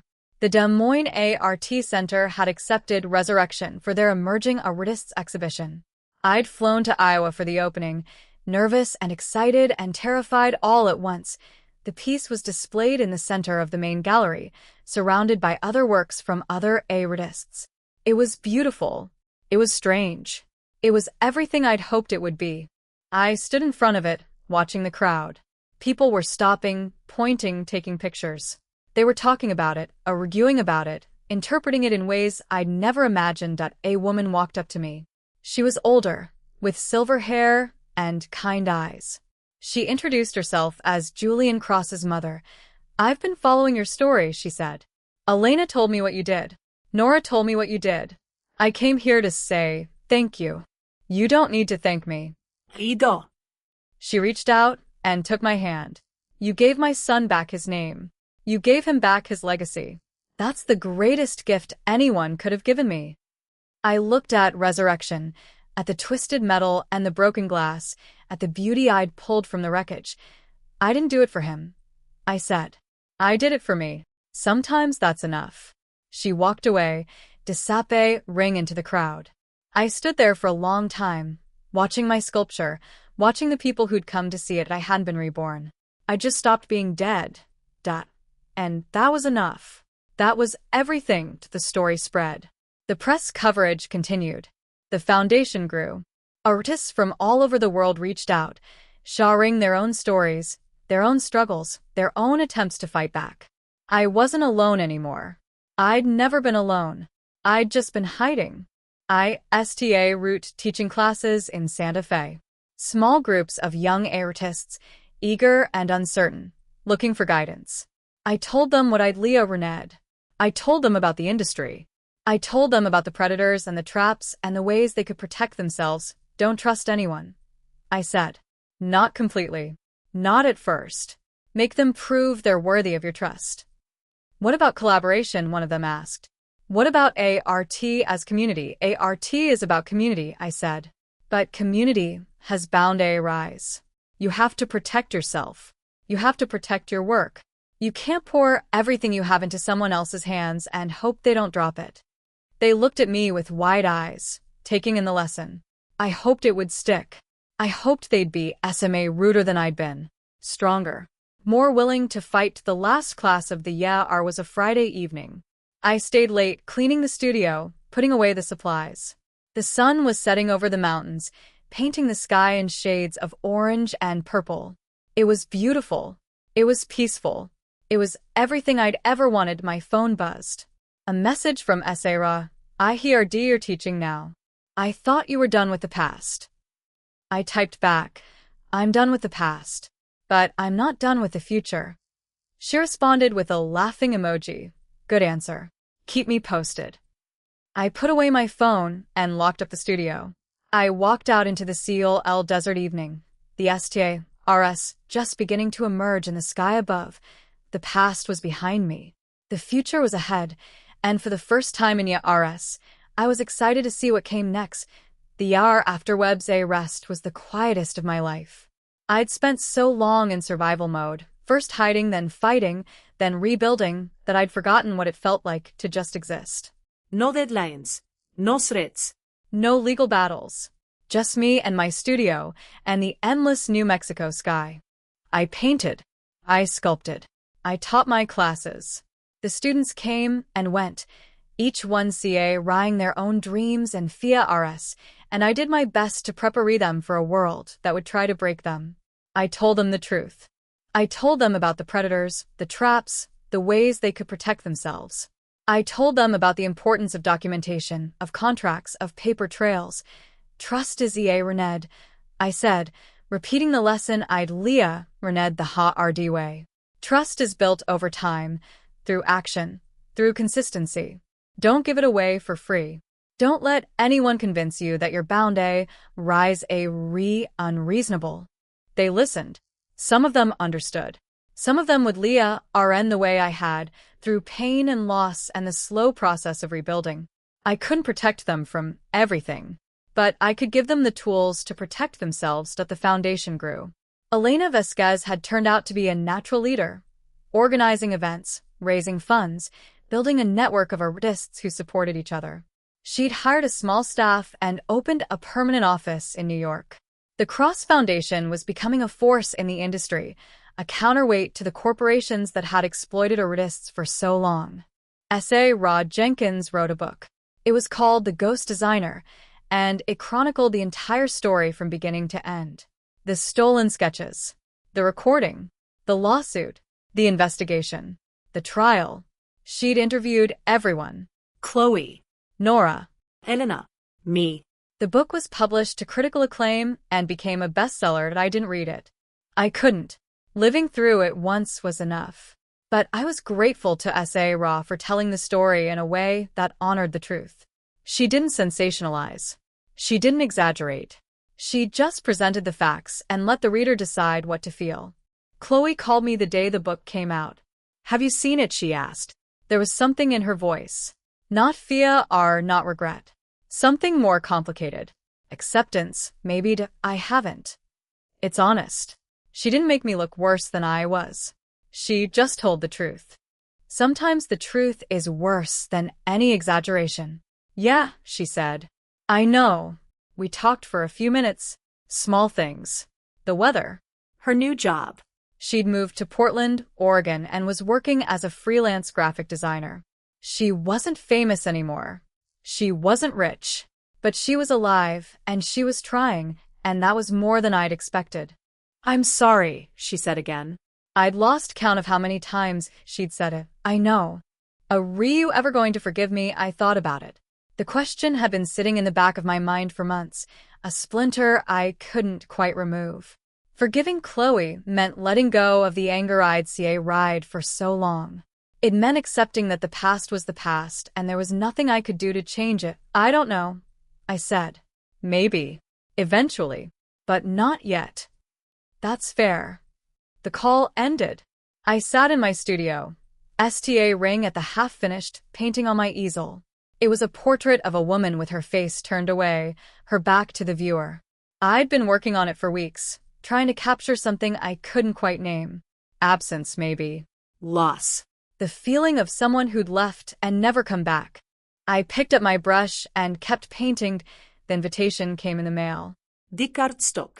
Gold lettering. It was from the New York Museum of Contemporary Art. They were hosting a retrospective of Julian Cross's work, and they wanted me to be the keynote speaker. That I almost threw it away. I wasn't a public speaker. I wasn't a spokesperson. I was just an artist who'd been in the wrong place at the wrong time. But then I thought about Julian. I thought about the night he'd died, the pills, the silence. I thought about Nora, still trying to recover from the RS of abuse she'd suffered at her father's hands. I thought about Elena building an organization to help people who'd been exploited. I called Sarah. Did you know about this? I asked. Know about what? The Julian Cross retrospective. They want me to speak. There was a pause. I may have mentioned your name to the curator. Sarah. Maya, listen to me. You're the face of this movement. Whether you like it or not. People need to hear from you. They need to see that it's possible to survive, to rebuild, to create something meaningful after everything's been taken away. You can't hide forever. I'm not hiding. I'm living my life. Living your life means engaging with the world. It means showing up. It means letting people see you. Her voice softened. This is your story too, Maya. You don't have to stand in the background anymore. STA read at the invitation. The gold lettering gleamed in the afternoon light. Fine, I said. I'll do it. The museum was packed. The retrospective was a major event, the kind of thing that brought out the entire ART world. Critics, collectors, gallery owners, celebrities. The room was buzzing with the kind of energy that only comes from a Shaw-red sense of occasion. That I stood backstage, clutching my notes. My hands were shaking. I'd written and rewritten my speech a dozen times, trying to find the right words. But now that I was here, none of them seemed good enough. Ra was in the audience. I could see her NEA the front, her Shaw RP eyes watching me. She gave me a small nod. It was the same nod she'd given me 2 years ago. Right before the first article was published, I stepped onto the stage. The room went quiet. I looked out at the faces, hundreds of them, all waiting for me to speak. Some of them I recognized. Some of them I didn't. Some of them had been part of the story, part of the struggle, part of the fight. Thank you for being here, I said. My voice was steady, stronger than I felt. When I was asked to speak tonight, I almost said no. I've spent a lot of time saying no. Saying no to interviews. Saying no to public appearances. Saying no to anything that reminded me of what I'd lost. I paused. The room was silent, but then I realized something. I realized that if I kept saying no, I was letting the people who hurt me win. I was letting them silence me. I was letting them erase me. And I've spent too much time being erased. I told them about Julian, about his vision, his brilliance, his tragic end. I told them about the meeting I'd witnessed, the stolen sketches, the recording I'd made. I told them about the lawsuit, the investigation, the trial. I told them about the people who'd helped me along the way. Elena, Nora, Sarah. Julian Cross didn't die because he was weak, I said.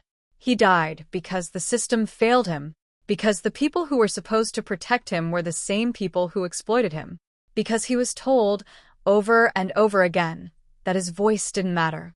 I looked out at the audience. Some of them were crying. Some of them were nodding. We have to do better, I said. We have to build a world where artists are protected, not preyed upon. Where creativity is celebrated, not stolen. Where collaboration means partnership, not theft. We owe it to Julian. We owe it to every artist who's been silenced, erased, destroyed. I ended the speech by pointing to a quote I'd had the museum put up on the wall.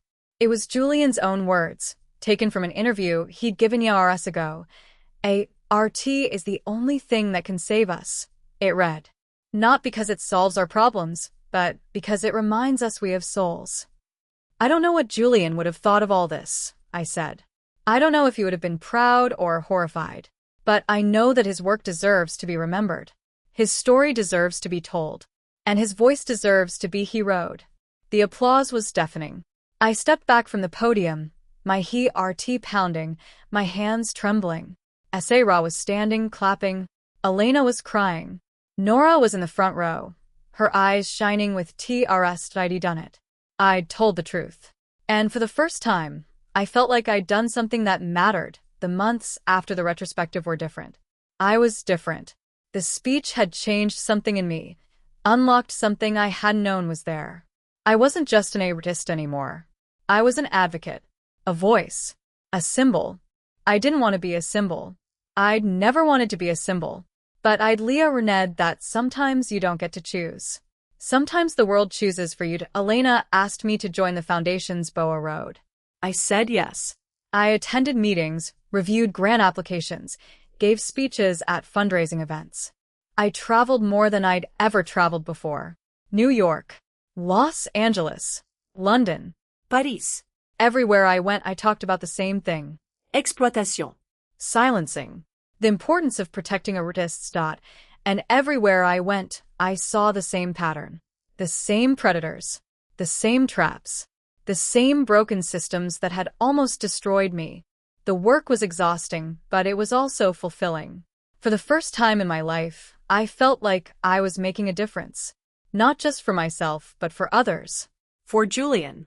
For all the artists who'd been silenced and erased. Chloe called me again. She'd read about the speech, about my work with the foundation. "I'm proud of you," she said. "I know that doesn't mean much coming from me, but I am." "Thank you," I said. And I meant it. We talked for an hour. She told me about her new life in Portland, about the graphic design work she was doing, about the therapy she'd route. She was trying to change, trying to be better. I didn't know if it would stick. I didn't know if I could ever trust her again. But I was glad she was trying. "I used to think you were weak," she said. "I used to think you'd never fight back. I was wrong." "You weren't wrong. I was weak. But I got stronger."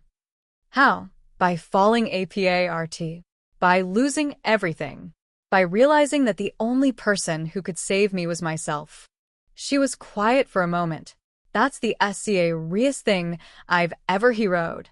It's also the most liberating." The year ended quietly. I spent Christmas in Santa Fe, alone painting. The desert was cold and still, the sky clear and full of stars. I sat on the porch of my studio, wrapped in a blanket, watching the moon rise over the mountains. I thought about the past, about Chloe, about Webb, about the bathtub, and the pills and the silence. I thought about the years I'd spent hiding, the years I'd spent fighting, the years I'd spent rebuilding. I wasn't the same person I'd been. I'd never be the same person. But that was okay. I didn't want to be the same. I wanted to be better, stronger, more myself. My phone buzzed. It was Nora. "Are you okay?" she asked. "I just had a bad dream. About Julian." Fine. "I'm just sitting here, looking at the stars. I wish I could see them. I'm in New York. You can't see anything here except the lights. Come visit. I'll show you the desert." "Maybe I will." We talked for an hour. She told me about her life now. The therapy, the medication, the slow process of healing. She was working with the foundation, sharing her story, helping other survivors. She becomes something I'd never expected. A leader, an advocate, a voice. "I used to think I was broken," she said. "I used to think I'd never be whole again. But I'm rooting to realize that broken is just another word for changed. Someone told me that once. Was it you? I laughed. Maybe. We said goodnight and hung up. I stayed on the porch for a long time, watching the stars wheel overhead. The past was behind me. The future was ahead. And for the first time, I wasn't afraid of what it might bring. The next morning, I woke up to an email. It was from the Cross Foundation. They'd received a donation, a law RG1. The note attached was short. Thank you for telling the truth. I never thought I'd see justice in my lifetime. Now I have hope. I read it 3 times. I didn't know who'd send it. I didn't need to. What mattered was that someone, somewhere, had been moved by the story. Someone, somewhere, had found hope. I walked to my studio and root painting. The canvas was blank, waiting for me to fill it. I picked up my brush and began. The piece was different from anything I'd ever done. It was abstract, chaotic, full of color and movement. It was joy. It was pain. It was everything I'd been through and everything I'd become. When I finished, I stepped back and looked at it. It was beautiful. It was strange. It was mine. And that was enough. That was everything. The next few months were a blur of activity. More speeches. More interviews. More events. The foundation was growing rapidly, and I was being pulled into an ever-expanding orbit of commitments. I was spending more time in New York than in Santa Fe, and I was rooting to feel the strain. I missed the desert. I missed the quiet, the solitude, the endless sky. I missed being just an artist, just a woman, just someone trying to find her way. I called raw. I need a break, I said. I need to step back. Maya, you can't step back. You're the face of this movement. People need to see you. They need to hear from you. They've heard from me plenty. I've given everything I have. I've told every story I know. I've said every word I can say. There's nothing left. Sarah was quiet for a moment. Then she said, "You sound tired." I am tired. I've been tired for years. I just didn't realize it until now. Take a break. A real one. No calls, no emails, no events. Go back to Santa Fe and disappear for a while. The foundation will still be here when you get back. Promise, promise. I went back to Santa Fe. I turned off my phone. I stopped checking my email. I closed the door to my studio and didn't open it for a week. I spent the days walking in the desert, watching the animals, feeling the sun on my skin. I spent the nights sleeping, really sleeping, for the first time in years. I didn't paint. I didn't sculpt. I didn't create anything at all. I just existed. And that was enough. On the 7th day, I came back to my studio. I opened the door and looked at the canvas I'd left unfinished. It was still there, waiting for me. I picked up my brush and root painting. The work was different now. Slower. More deliberate. I wasn't trying to prove anything anymore. I wasn't trying to fight anyone. I was just creating. Just being. Just living. The piece came together over the next few weeks. It was a landscape of the desert, painted in broad strokes of orange and purple and gold. It was the sky at sunset. It was the mountains at dawn. It was everything I'd seen and everything I'd felt. I called it Resurrection. It was the second piece I'd given that name. But this time it meant something different. Not rising from the dead. Just rising. Just moving four-way road. Just being alive. Sarah called me a month later. "I need you to do something," she said. "I thought we agreed. No calls. No events. This is different. It's personal. It's about Julian." "What about Julian?" "His family is holding a memorial. A private one. They want you to be there. They want to thank you in person." I didn't hesitate. "Send me the details. I'll be there." The memorial was held in a small chapel in upstate New York. It was intimate, just family and close friends. Julian's mother was there, the same woman I'd met at the gallery opening. His father, a quiet man with kind eyes. Nora, Elena, Sarah. I stood at the back of the chapel, watching the ceremony unfold. There were speeches, some from family, some from friends. A cellist played a piece I didn't recognize. The music floated through the space, filling it with something sacred and sad. After Rd, Julian's mother approached me. She took my hands in hers. "Thank you," she said. "For everything. For telling his story. For making sure he wasn't forgotten. You don't have to thank me. I did what I had to do. You did what no one else would do." She squeezed my hands. "My son was a good man. A brilliant man. He deserved better." He did. "Let me show you something." She led me to a small den behind the chapel. There was a bench there, shaded by an old oak tree. A plaque was attached to the back of the bench in memory of Julian Cross. It read, "His art changed the world. His art changed ours." "I had it installed last month," she said. "He loved this place. He used to come here to think, to sketch, to dream. It seemed fitting." I sat down on the bench. The afternoon light filtered through the leaves, dappling the ground with shadow. "Thank you for sharing this with me," I said. "Thank you for being here." She sat down beside me. "He would have liked you. He would have understood what you did. He would have been proud." We sat in silence for a long time. The cellist's music drifted out from the chapel, floating through the trees like a blessing. I returned to Santa Fe the next day. The desert was waiting for me, vast and empty and full of possibility. I walked into my studio and looked at the painting I'd route before I left. Resurrection. It was almost finished. Just a few more strokes, a few more details, and it would be complete. I picked up my brush and kept painting till the work came easily now. The fear was gone. The anger was gone. The desperation that had driven me for so long was finally, mercifully gone. What remained was something simpler. Something pure. The joy of creation. The pleasure of making something beautiful out of nothing that I painted until the sun went down, and then I painted by lamplight. I didn't stop until the piece was finished. When I stepped back to look at it, I felt something I hadn't felt in years: satisfaction. Not the hollow satisfaction of revenge. Not the grudging satisfaction of survival. Real satisfaction. The feeling of having done something that mattered. I hung the painting on the wall of my studio and sat down to look at it. The canvas glowed with the colors of the desert. Orange and purple and gold. The sky at sunset. The mountains at dawn. Everything I'd seen, and everything I'd felt. I thought about Julian. I thought about Chloe. I thought about Webb, sitting in a prison cell, his empire in ruins. I thought about Nora, still healing, still fighting, still finding her way. I thought about Elena, building something new out of the wreckage of the old.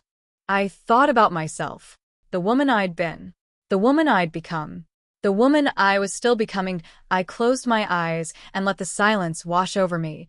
I wasn't the artist who died. I wasn't the artist who played dead. I was the artist who got up, brushed off the dirt, and route walking again. And that was enough. That was everything. That the call came on a Sunday morning. I was in my studio, halfway through a new piece, when my phone buzzed across the workbench. I almost ignored it. Sundays were my quiet days, the only time I allowed myself to completely disconnect from the world. But something about the persistence of the vibration made me pick it up. It was Nora. "Maya," she said, her voice tight and strained. "I need you to come to New York. It's important." "What's wrong?" "I can't tell you over the phone. Just come. Please." I looked at the painting in front of me. It was a portrait of the desert at dusk, the sky bleeding into the mountains in shades of violet and crimson. I'd been working on it for weeks, trying to capture the exact moment when day became night. "I'll be there tomorrow," I said. The flight was long and uncomfortable. I spent most of it staring out the window, watching the clouds drift past, trying to imagine what Nora could possibly need from me. We'd spoken regularly over the past few months, but always by phone. She'd never asked me to come to New York before. She'd never sounded so desperate. I landed at JFK in the early afternoon. Nora was waiting for me at the arrival's gate, her face pale and drawn. She looked like she hadn't slept in days. "What's going on?" I asked as she led me to a taxi. "I've been getting threats," she said. "Anonymous emails. Phone calls. Someone's been following me. Who, I don't know. The police are reinvestigating, but they haven't found anything. They think it might be someone from my father's old circle. Someone who wants revenge. I felt a chill run down my spine. Webb was in prison. His empire was in ruins. But that didn't mean everyone who'd been loyal to him had disappeared. Red. There were still people out there who blamed Nora for his downfall, who saw her as a traitor, a betrayer. Have you told anyone else? I asked. Just you. And the police. I didn't know who else to call. We rode in silence to her apartment, a small studio in Brooklyn that she'd rented after the trial. It was spa-RSy and clean, nothing like the chaotic motel room I'd found her in years ago. She'd come a long way since then. But the fire in her eyes was the same. I've been thinking about Julian a lot, she said as she poured us both cups of tea. About what he would have done. About what he would have wanted. What do you think he would have wanted? She sat down across from me, wrapping her hands around the warm mug. He would have wanted me to keep fighting. He would have wanted me to keep telling the truth. He never gave up on anything. Not even when everything was falling apart. He sounds like he was a remarkable person. He was. She looked down at her tea. I loved him more than anything. And I let him down. I let him die. You didn't let him down. You were a victim too. That's what everyone keeps telling me. But it doesn't feel that way. It feels like I could have done more. Could have been stronger. Could have saved him. I reached across the table and took her hand. Nora, you were 19 years old. You were being manipulated by someone who had all the power. You did what you had to do to survive. That doesn't make you a bad person. She squeezed my hand. Thank you for saying that. I stayed with her for 3 days. The threats continued, escalating in frequency and intensity. The police increased their presence, stationing a patrol car outside her building. But nothing happened. No one showed up. No one attacked. It was the uncertainty that was the worst. The waiting. The not knowing. On the third night, I woke up at 3 a.m. to a sound. It was faint, barely audible, but it was enough to jolt me awake. I sat up in bed, straining to hear. There it was again. A knock. Soft, hesitant, almost apologetic that I crept to the door and looked through the peephole. The hallway was empty. I opened the door and looked out. Nothing. No one, but there was something on the floor. An envelope. Plain white. No markings. I picked it up and took it inside. The note inside was short. Handwritten. The handwriting was neat, almost elegant. Tell Nora to stop digging. Some things better left buried. This is her last warning. I felt the blood drain from my face. I showed the note to Nora the next morning. Her hands trembled as she read it. Last warning, she whispered. What does that mean? It means someone is red. Someone thinks you're getting too close to something they don't want you to find. But I haven't been investigating anything. I've been trying to move on. To rebuild my life. I thought about it. The note was specific. Stop digging. Nora hadn't been digging. She'd been living quietly, trying to heal. So why would someone threaten her? Unless they thought she had something. Some piece of information. Some secret that could hurt them. Nora, I said slowly, is there anything you haven't told me, anything you've been keeping to yourself? She looked away. There is something. But I didn't think it was important. What is it? She took a deep breath. I found a file. A few months ago. In my father's old papers. I'd been cleaning out his office, trying to get rid of all the reminders of him. And I found a folder. Full of documents. Financial records. Emails. Names. What names? Artists he'd exploited. Dozens of them. Some I knew about. Some I didn't. There was one name that stood out, though. A woman named Anna Kowalski. She was a painter. He'd offered her a commission, but she'd refused. She said she wouldn't work with him because of what he'd done to other artists. And then he threatened her. Her career. Her reputation. Her family. He told her she'd never work again if she didn't cooperate. She agreed to the commission, but she disappeared before the project route. No one ever heard from her again. I felt a cold knot form in my stomach. Disappeared like Julian, not quite. She wasn't dead. At least, I don't think so. But she vanished. Quit the ART world. Moved somewhere far away. Changed her name. Where is she now? I don't know. But I've been trying to find her.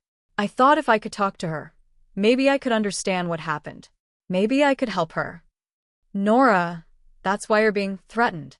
Someone doesn't want you to find her. Who? I don't know. But we need to find out. I called S.A. Rod Jenkins that afternoon. She'd been following the story from the beginning, and she'd developed a network of contacts that could find almost anything. I need your help, I said. I need to find someone. Who? Anna Kowalski. She was an artist who worked with Webb years ago. She read. Nora thinks she might have information about his operations. Sarah was quiet for a moment. Anna Kowalski. I've heard that name before. There were rumors about her back in the day. She was talented. Promising. Then she just dropped off the grid. Can you find her? I can try. But it won't be easy.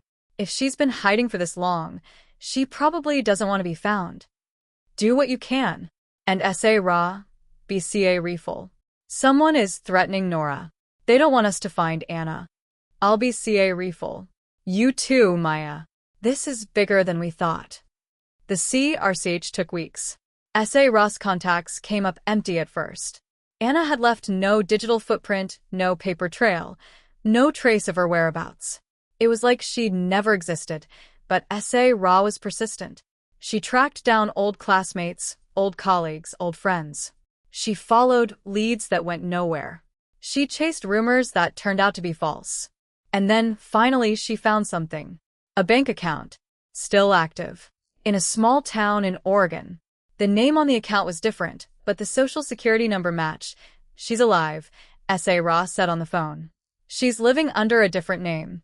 She's working as a high school ART teacher in a town called Pine Grove. Does she know we're looking for her? I haven't contacted her yet. I thought you might want to do that yourself.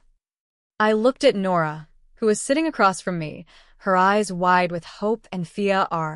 Send me the address, I said. I'll go. Pine Grove was a small town nestled in the foothills of the Cascade Mountains. It was the kind of place where everyone knew everyone, where the streets were lined with old oak trees and the main drag consisted of a diner, a hot RDWA restore, and a post office. I found Anna Kowalski at the high school. She was in her classroom, grading papers, her gray hair pulled back in a loose ponytail. She looked up when I walked in, and for a moment, I saw recognition flicker in her eyes. You're Maya Bell, she said. It wasn't a questioned yes. I thought you might come eventually. I've been following your story. The ghost designer. The woman who fought back. You know why I'm here, she set down her pen and gestured for me to sit. I know Nora Webb has been looking for me. I know why. She wants to know the truth. She wants to understand what happened. Yes. She was quiet for a long time. Then she said, I'll tell you, but you have to understand something first. I didn't disape R because I was weak. I disape red because I was strong. Strong enough to know when to walk away. What happened? She leaned back in her chair. STA ring out the window at the mountains in the distance. I was young and ambitious. I just graduated from ART school, and I had a whole world ahead of me. Then Mayor Cuss Webb came along. He offered me a commission. A big one. The kind of commission that could make or break a CA rear. You accepted, at first, yes. I was flattered. I was excited. I thought he believed in my work. But then I sta rude to see the cracks. The way he talked about other artists. The way he dismissed them as disposable. The way he treated everyone like a means to an end. Did he steal your work? No. He didn't have to. He made me an offer I couldn't refuse, and then he made it clear what would happen if I said no. He threatened my family. He threatened my reputation. He threatened everything I'd worked for. What did you do? I walked away. I told him I wasn't going to be part of his scheme. He tried to stop me, of course. He sent lawyers. He sent threats. But I'd already made up my mind. I wasn't going to let him destroy me. So you disape red. I changed my name. I moved across the country. I root a new life. It wasn't easy. I had to give up everything I'd worked for. But it was worth it. I'm alive. I'm free. And he never got to me. I thought about my own experience. the bathtub, the pills, the whiskey. I'd been ready to give up, ready to let him win. But Anna had been stronger. She'd chosen to fight in her own way. "Thank you," I said, "for telling me this." "Thank you for fighting," she said. "For all of us. For the ones who couldn't."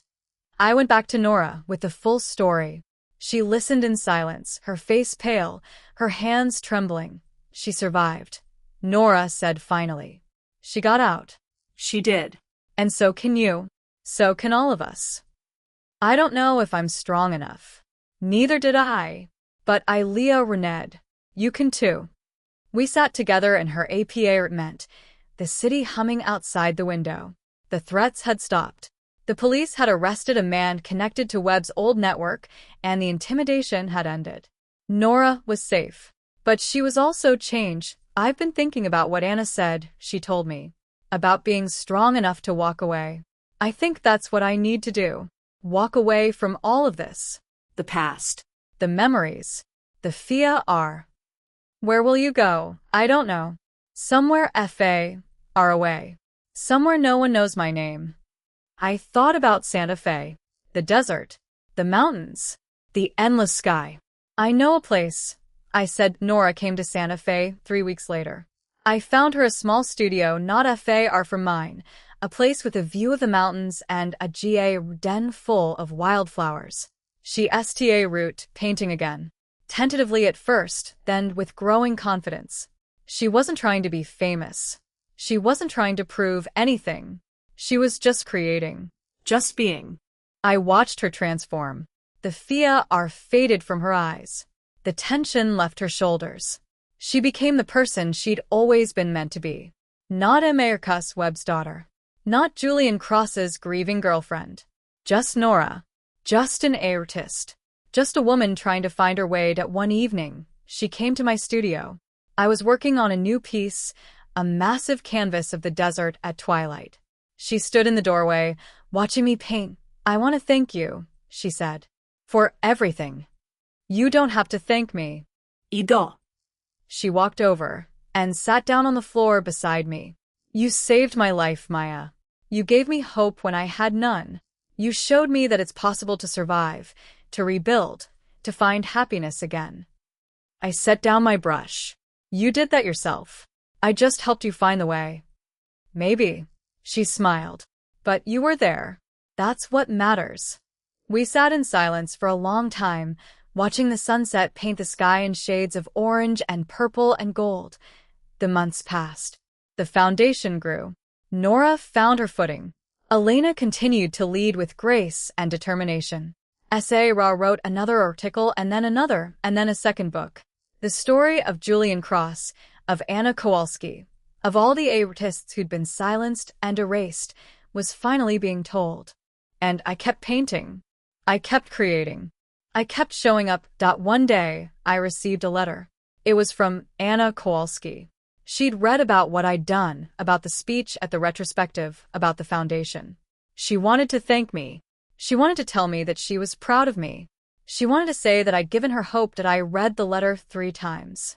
Then I folded it carefully and placed it in a drawer. I walked out to my porch and looked at the desert. The sky was clear, the stars beginning to emerge. I thought about all the people who'd been part of my journey. Chloe. Ra. Elena. Nora. Anna. Julian, even though he was gone. They'd all shaped me. They'd all helped me become who I was. And who was that? A woman who'd been broken and rebuilt. A woman who'd been erased and remembered. A woman who'd been silent and Leah Rened to speak. I smiled and went back to my studio. There was work to do. There was always work to do. The exhibition was called Resurrection. It was held at the Des Moines Art Center, the same place that had hosted the Emerging Artists Show before. But this time it was different. This time, I wasn't just an emerging artist. I was a survivor, a voice, a symbol. The gallery was packed. I stood near the entrance, watching the crowd. Nora was there. Elena was there. Ra was there. So many people who'd been part of the journey, who'd helped me find my way, and then, near the back, I saw a familiar face. Anna Kowalski. She'd come. She'd traveled all the way from Oregon to see my work. I walked over to her. "Thank you for coming," I said. "Thank you for inviting me." She smiled. "Your work is beautiful, Maya. It's everything I hoped it would be. It's not just my work. It's everyone's. All the people who helped me, all the people who believed in me, all the people who didn't give up." She took my hand. "You did this. You. Don't ever forget that." I looked at the gallery, at the paintings and sculptures that filled the space. They were my story. My journey, my resurrection, that I'd come a long way from that bathtub. From the pills and the whiskey and the silence. I'd come a long way from the woman who'd let someone steal her work and claimed it as their own. I was no longer the ghost designer. I was no longer the victim. I was the artist who'd survived. The woman who'd fought back. The person who'd found her voice. And I was just getting sta root. After the exhibition, I walked through the empty gallery. The crowd had gone. The lights had been dimmed. I was alone with my work, surrounded by the pieces that told my story. I stopped in front of a painting I'd done a few months before. It was a portrait of a woman with her back turned, sta ring out at a vast desert. I'd called it the beginning. It wasn't the end. It was never the end. It was just the beginning of something new. I walked out of the gallery and into the night. The sky was full of stars, the same stars I'd seen from my porch in Santa Fe. They were beautiful and constant, a reminder that some things never changed. But I had changed. I had become someone I never thought I could be. I smiled and walked into the night. The past was behind me. The future was ahead. And for the first time in my life, I wasn't afraid of what might come next. I woke up on the morning of the final exhibition with the sun in my eyes and a strange sense of calm in my chest. It was the first time in years I hadn't felt the weight of something unfinished pressing down on me. The show was complete. The pieces were hung. The catalog was printed. There was nothing left to do but show up. I made coffee and sat on the porch of my studio, watching the desert come alive. The light crept over the mountains, turning the rocks from gray to gold. The birds began their morning chorus. Somewhere in the distance, a coyote yipped at the fading stars. It was a beautiful morning. The kind of morning that made you believe anything was possible. My phone buzzed. A message from Nora. Ready? I typed back. Ready. She responded with a string of emojis. I laughed. She'd come so far from the terrified woman I'd found in that motel room. She was happy now. Truly happy. She'd found her footing, her voice, her purpose. I hadn't always been ready. For a long time, I'd been the opposite of ready. I'd been hiding, running, surviving. But somewhere along the way, surviving had turned into living. And living had turned into something I never expected.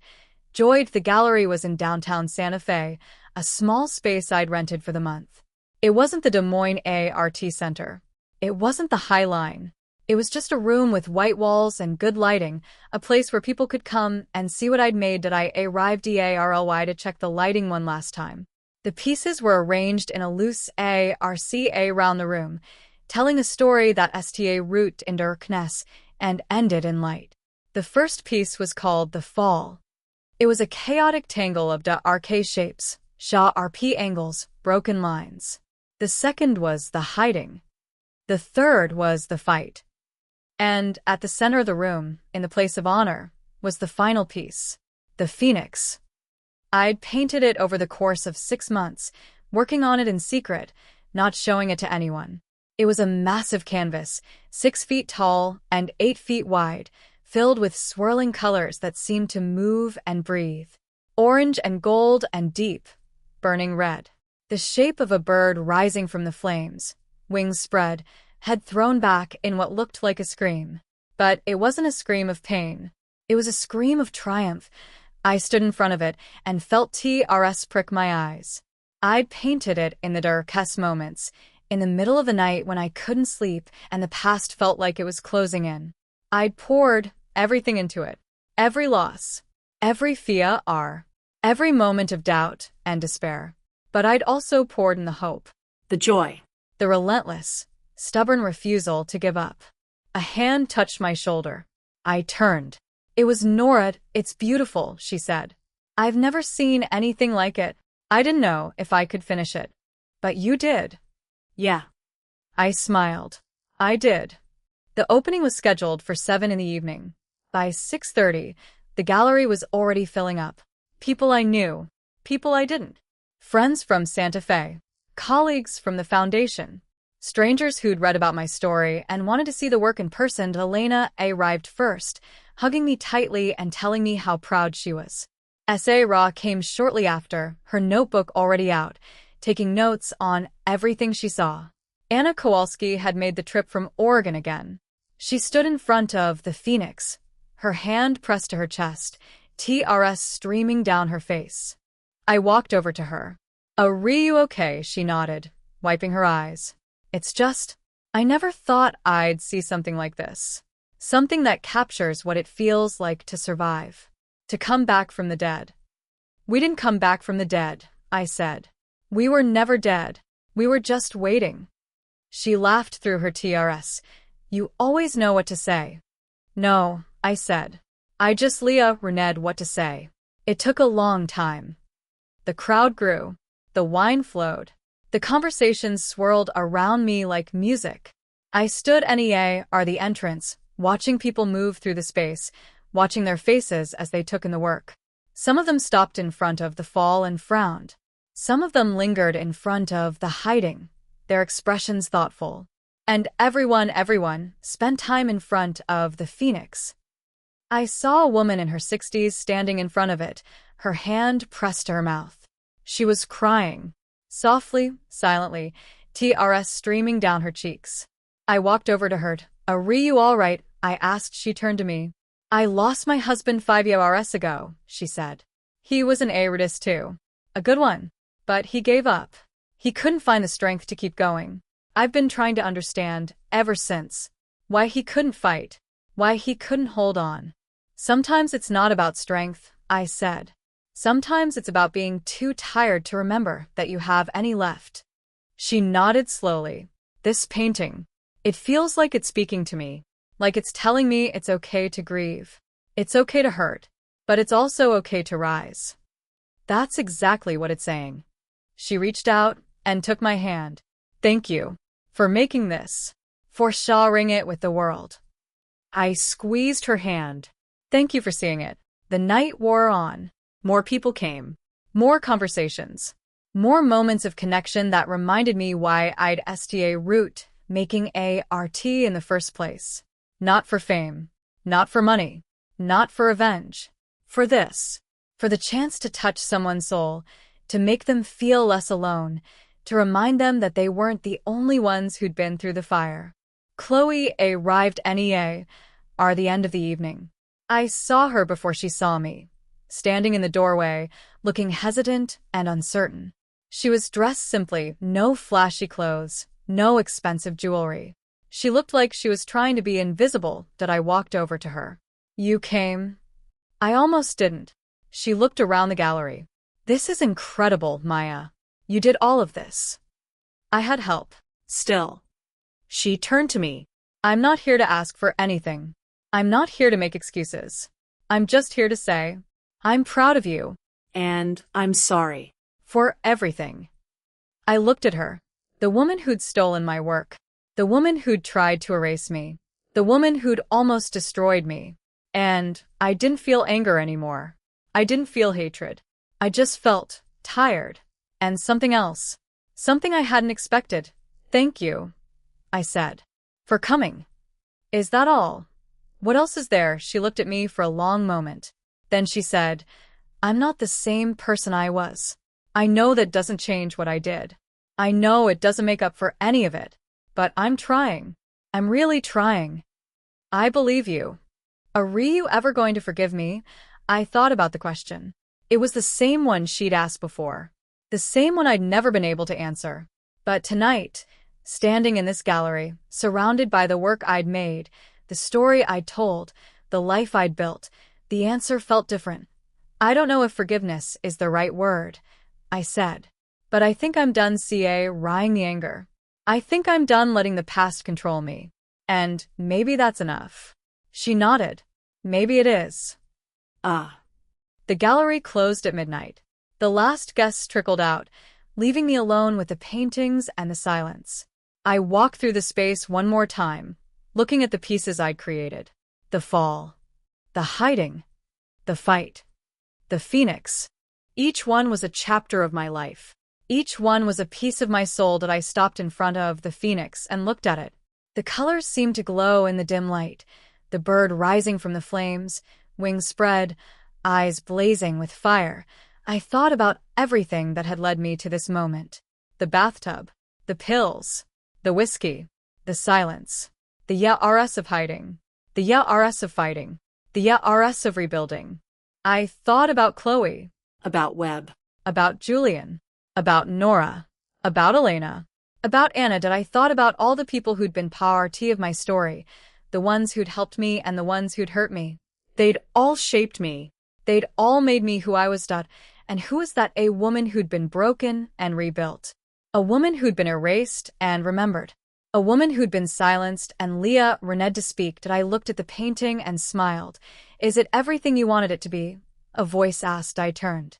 It was Nora, standing in the doorway, her coat on, ready to leave. Better, I said. It's better than I ever imagined. She walked over and stood beside me, looking up at the painting. You know what I see when I look at this? What I see, Julian. I see the way he used to talk about art, about creation, about the power of making something beautiful out of nothing. I see you. I see all of us. Everyone who's been through the fire and come out the other side. It's not about being unburned, I said. It's about being willing to burn. She nodded. I think I'm finally rooting to understand that. We stood in silence for a long time, watching the painting. The colors seemed to shift and dance in the dim light. Thank you, Nora said finally. For everything. For not giving up on me. For showing me that it's possible to survive. You showed yourself, I said. I just pointed the way.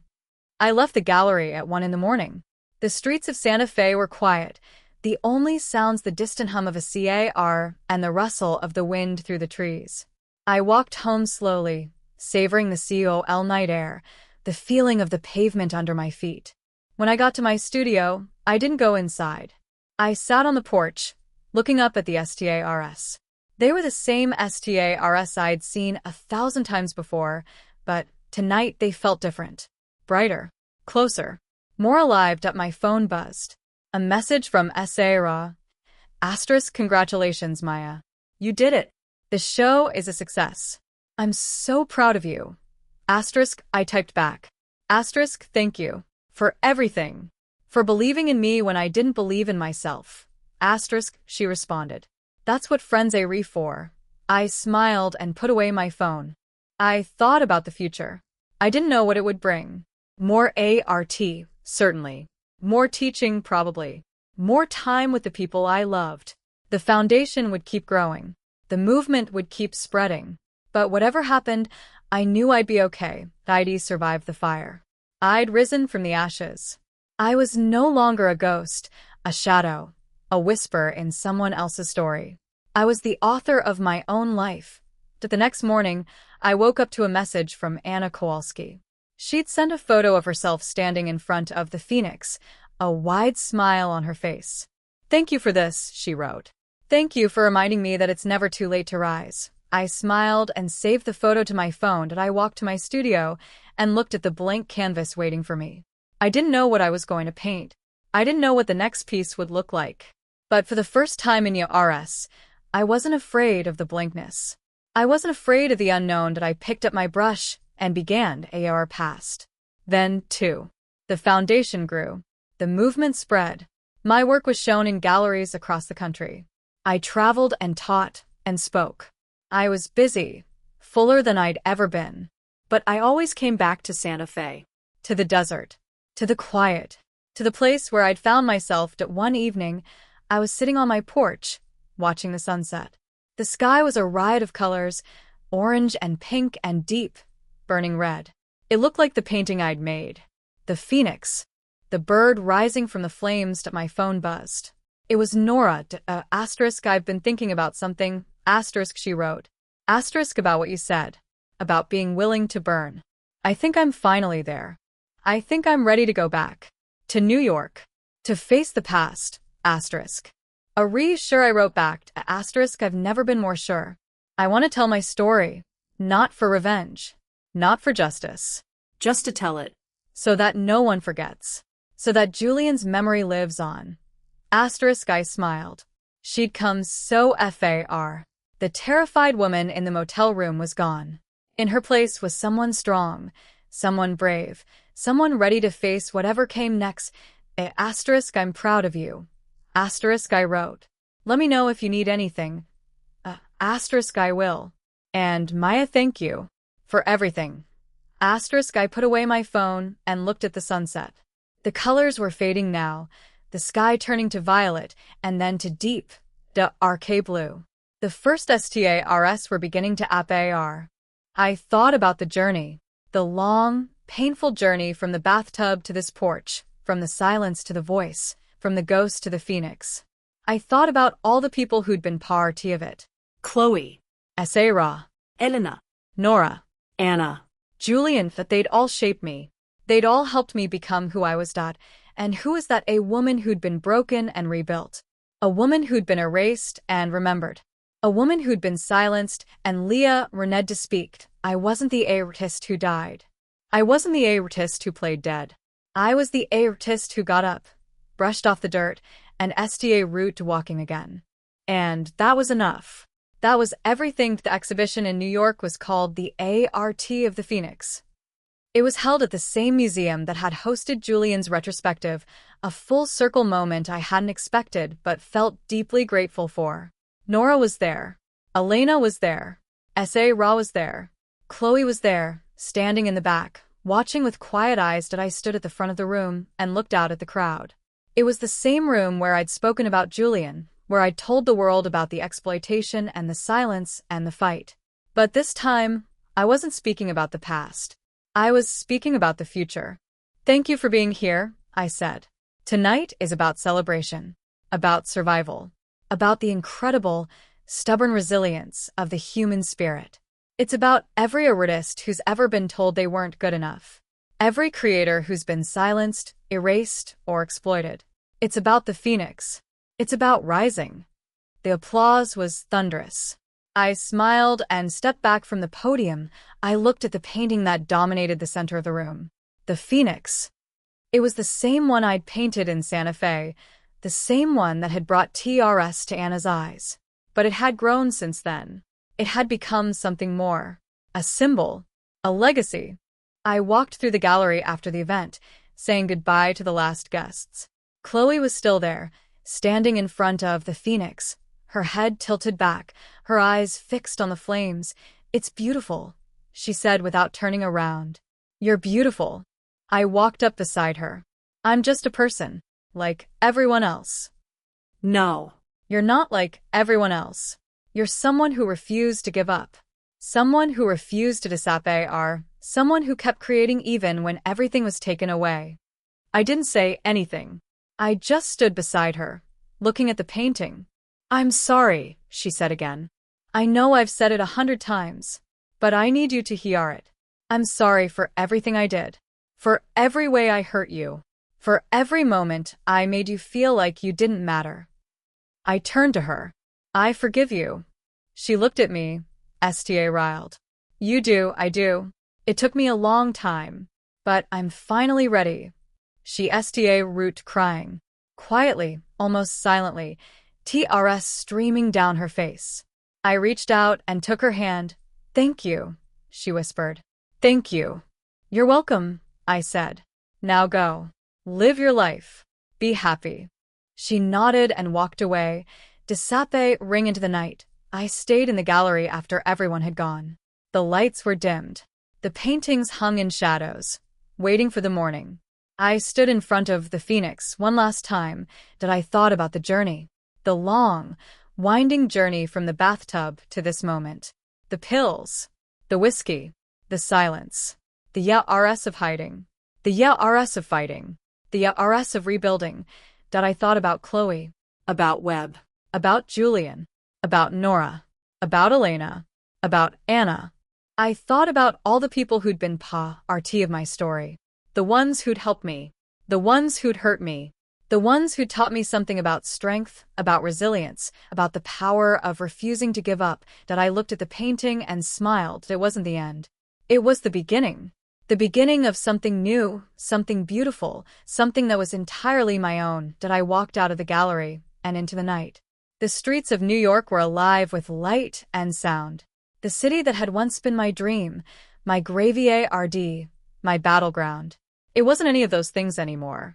It was just a city, a place where I'd lived and loved and lost and found.